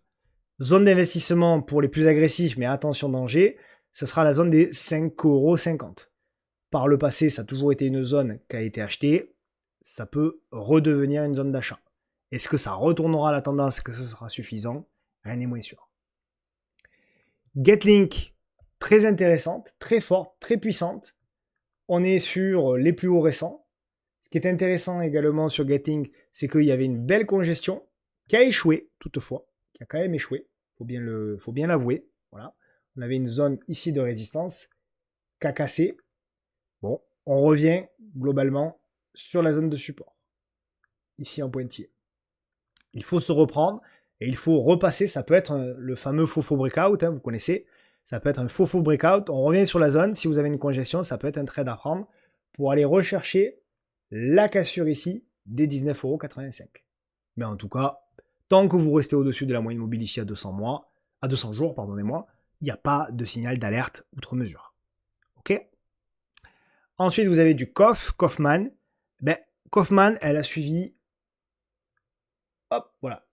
Est-ce que je l'avais mis en hebdo? Oui, en hebdo c'est plus clair. Voilà. Vous avez dit pour moi, il y a deux possibilités. On l'avait analysé au mois de novembre de l'année dernière. Soit on casse par le haut, on fait la congestion et là on attaque la tendance haussière. Soit on fait un repli.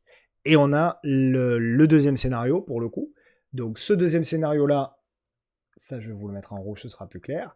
Donc toute la zone ici pour Kaufman, je vais vous l'ajuster du coup, entre les 21,75 € et les 23,55 €, c'est une zone d'investissement et zone de renfort entre les 17,72 € et les 19,44 €. Voilà, ceux que ça intéresse. Voici les deux zones, il y en a d'autres, mais déjà, ces deux zones-là, pour rentrer un petit peu de Kaufmann, si le titre vous intéresse, ça peut être intéressant. Ensuite, nous avons du Voltalia qui tente. C'est pas très beau, c'est pas très propre, mais elle tente. Elle s'installe toujours pour moi sous l'oblique ici, qu'on avait tenté de casser ici et on avait échoué puisqu'on avait réintégré, mais on lâche pas. Je considère quand même qu'on lâche pas. D'ailleurs, on a ici, on est revenu sur le support.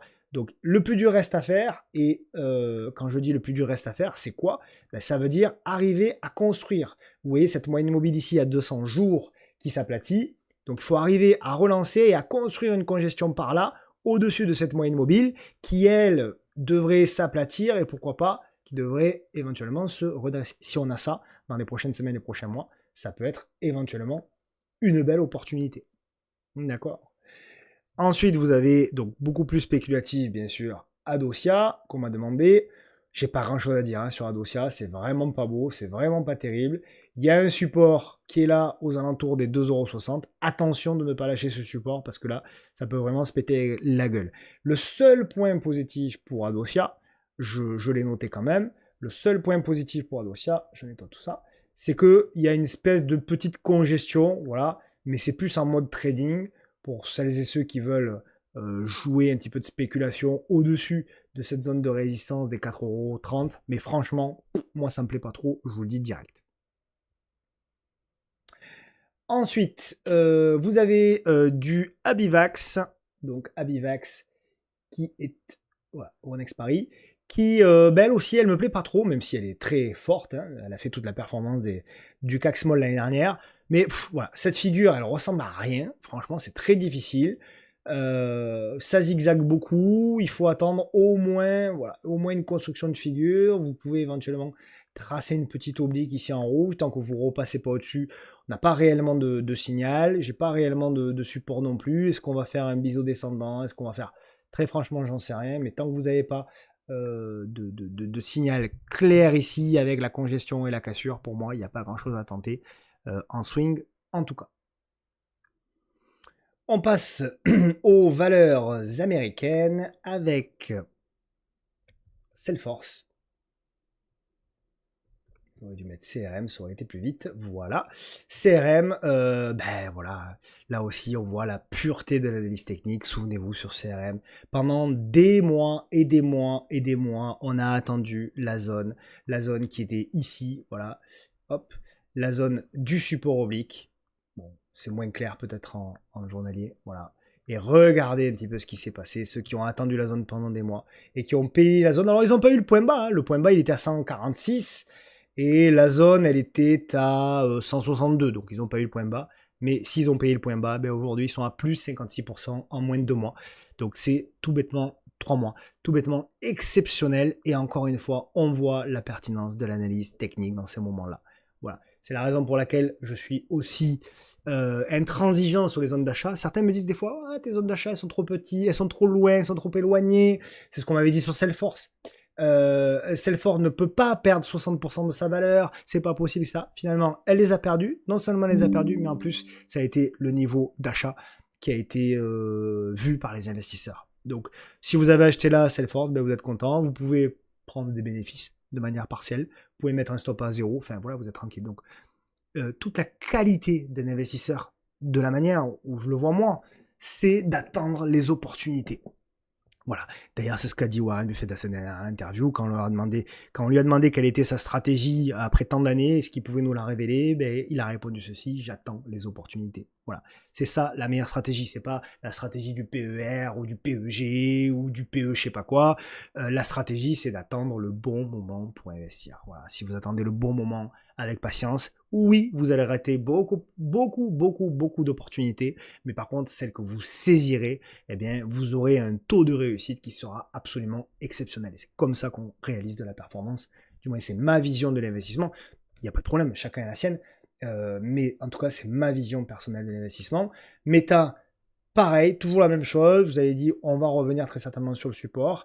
On verra si ça tient. Si ça lâche, par contre, moi, la zone qui m'intéresse sur Meta, eh bien, c'est cette zone-là, la zone des 300 à 365 dollars. Donc, je patiente. Pour du trading, par contre, ça se surveille parce que si on a un petit signal pour aller chercher le haut, ça peut se tenter. On a de l'Intel. Bon, pas grand-chose à dire sur Intel, hein. On en a beaucoup parlé aussi. Vous avez dit attention, Intel, volume historique, attention à la consolidation. Et derrière, vous avez vu, hein, volume historique, derrière, consolidation, moins 42%. Voilà. Alors, quels sont les niveaux d'investissement? Franchement, c'est pas évident. Pour les plus agressifs, vous avez ce niveau-là, peut-être aux alentours des 60 dollars. Et sinon, ce sera beaucoup plus bas. On verra. En tout cas, il y a le temps de s'y pencher. Mais même là, j'investis pas sur Intel à titre personnel. En revanche, Oracle, oui. En revanche, Oracle, on avait touché, ben voilà, toute la zone. Vous avez dit, toute la zone pour moi est une zone d'investissement. Ici, il y en a une autre sur le support oblique. Voilà. Donc toute la zone ici était une zone aux alentours des 117 à 123, était une zone d'investissement. Donc si on y retourne, si éventuellement il y a une nouvelle contre-attaque, toute cette zone-là, c'est une belle zone d'investissement pour du long terme. Voilà. C'est ma vision et éventuellement aussi de Oracle. Nvidia, bah, toujours la même chose. Effectivement, elle a fait une séance exceptionnellissime hier. Mais pour ma part, bah, ce n'est pas forcément une zone d'investissement. Voilà, on peut continuer, hein, et éventuellement, voilà, tout dépend comment on trace son canal, hein, on s'en fiche un petit peu d'ailleurs. Mais pour moi, ce n'est pas une zone d'investissement, pour moi, ce sera un achat sur repli. On avait acheté, souvenez-vous ici, aux alentours des 85 dollars Nvidia, qu'on avait revendu au mois de juillet 2025, voilà, au mois de juillet l'année dernière. Bon, voilà, hein, c'est tout, hein. Après, elle n'a pas fait grand-chose. Là, il y a une belle séance, donc voilà, c'est vrai que ça donne envie. Et c'est vrai que Nvidia, pour le coup, ça fait pas partie des valeurs les plus chères de son secteur. Et puis, c'est un leader, bien sûr. Les chiffres sont merveilleux.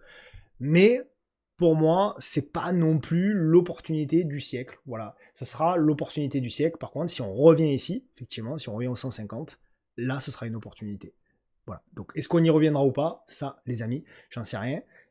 Mais moi, je pense qu'on reviendra tôt ou tard sur ce bas de canal. Et à ce moment-là, à titre perso, je serai là pour en reprendre à nouveau. Nous avons ensuite également le suivi de SanDisk qui a un petit peu déçu. SanDisk un tout petit peu déçu puisqu'elle est revenue faire le pullback. Je dois dire toutefois que pour le moment, le scénario qu'on a tient, c'est-à-dire la fabrication de ce pullback, et on tient la zone. Donc tant qu'on tient la zone des 1400, on est positif et on aurait donc le signal d'achat pour moi qui serait au-dessus des 1564. L'invalidation, elle est très claire, elle serait par là. D'accord? Ça, c'est pour du trading. On irait chercher quoi comme objectif? On va chercher l'objectif des 1836. Ensuite, éventuellement, des 1948. Et ensuite, éventuellement, des plus hauts. Voilà. Ça, c'est pour le mode de trading. On m'a proposé du Pioneer Power Solution. Elle est là. Donc, ouais, c'est un graphe pas simple. Bon, grosso modo, hein, pour moi, c'est plus une espèce de graphe en range.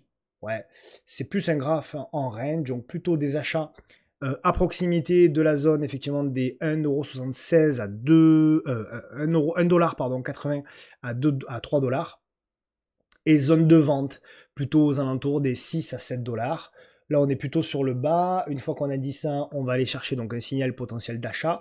On a une belle congestion, c'est pas faux. On a un bel affaissement des volumes également. Bon, c'est plutôt pas mal. Maintenant, éventuellement, vous pouvez avoir un signal d'achat qui se déclenche si on arrive à s'installer au-dessus des 3,25$ pour aller chercher donc en premier objectif la zone des 6,18$ et après la zone ici en bleu. Voilà, invalidation, bien évidemment. Alors, très agressive ici, mais apparemment, elle fait des mèches, donc faites gaffe. Très agressive ici, ou sinon 2,42$. Et puis, avant de passer aux 4 titres à suivre, nous aurons donc du Take Two Interactive, bien sûr, que vous connaissez tous. Pour moi, on est dans une sorte de biseau ascendant. Donc, j'ai pas grand chose à dire. Plutôt des achats sur à proximité du support oblique ou éventuellement, voilà, toute la zone là peut être une belle zone entre les 184 et les 217. Il y en a d'autres un petit peu plus bas. Bon, à voir si on y va, mais c'est pas encore évident. Mais déjà, cette première zone peut être une zone éventuellement d'achat. Au niveau des 4 titres à suivre, donc j'ai du Alstom, pour vous du rebond, hein, pour le moment. Pourquoi ça m'intéresse? Parce qu'on a une belle congestion qui est en cours, avec une belle ligne de coût qui est en train d'être travaillée.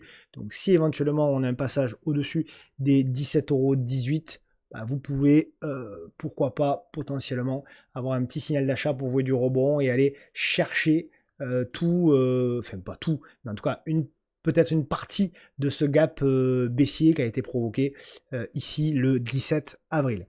Deuxième titre à suivre, toujours pareil, mon petit bon duel à suivre pour les prochaines semaines avec cette congestion-là. Donc sur du long terme, ça reste globalement baissier.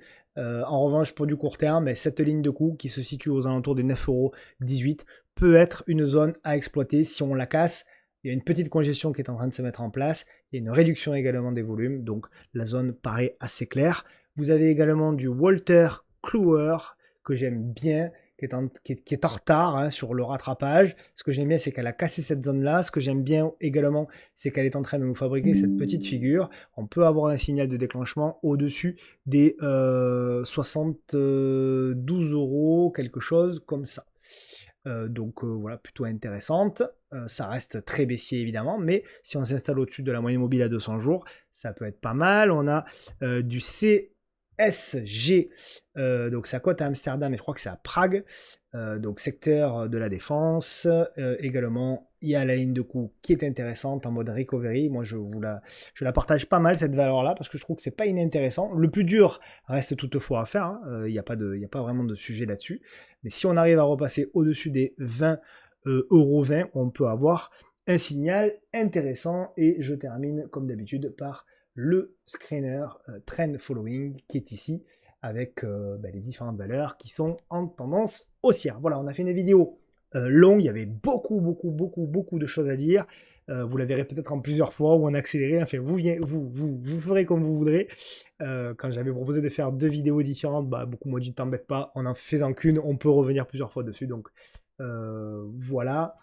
Je vous souhaite évidemment un bon week-end. Merci pour vos encouragements. Merci de faire le relais également de cette vidéo. Merci en commentaire de me dire ce que vous avez pensé de la vidéo des différentes rubriques. Avec bienveillance, voilà, ça sert à rien de critiquer pour critiquer, mais quand il y a de la bienveillance et des suggestions, en tout cas, je suis toujours à l'écoute. Certains d'ailleurs m'ont demandé d'avoir un retour sur les vidéos crypto. Il y aura un retour. Voilà. Donc on verra là aussi éventuellement si la reprise a lieu éventuellement sur le mois de septembre ou le mois d'octobre, je verrai. Toujours est-il que c'est noté et il y aura peut-être même une vidéo avec ETF, etc. Peut-être je ferai un nouveau format qui mélange les cryptos, les ETF, les matières premières. J'essaierai de faire quelque chose d'un petit peu nouveau. Je reviendrai vers vous là-dessus. Et puis très bientôt, encore une fois, je reviendrai vers vous avec le livre qui devrait sortir courant septembre. Voilà les amis, je vous embrasse bien fort. C'est un bon week-end. Prenez soin de vous, prenez soin de vos proches. Et à très vite. À plus. Ciao.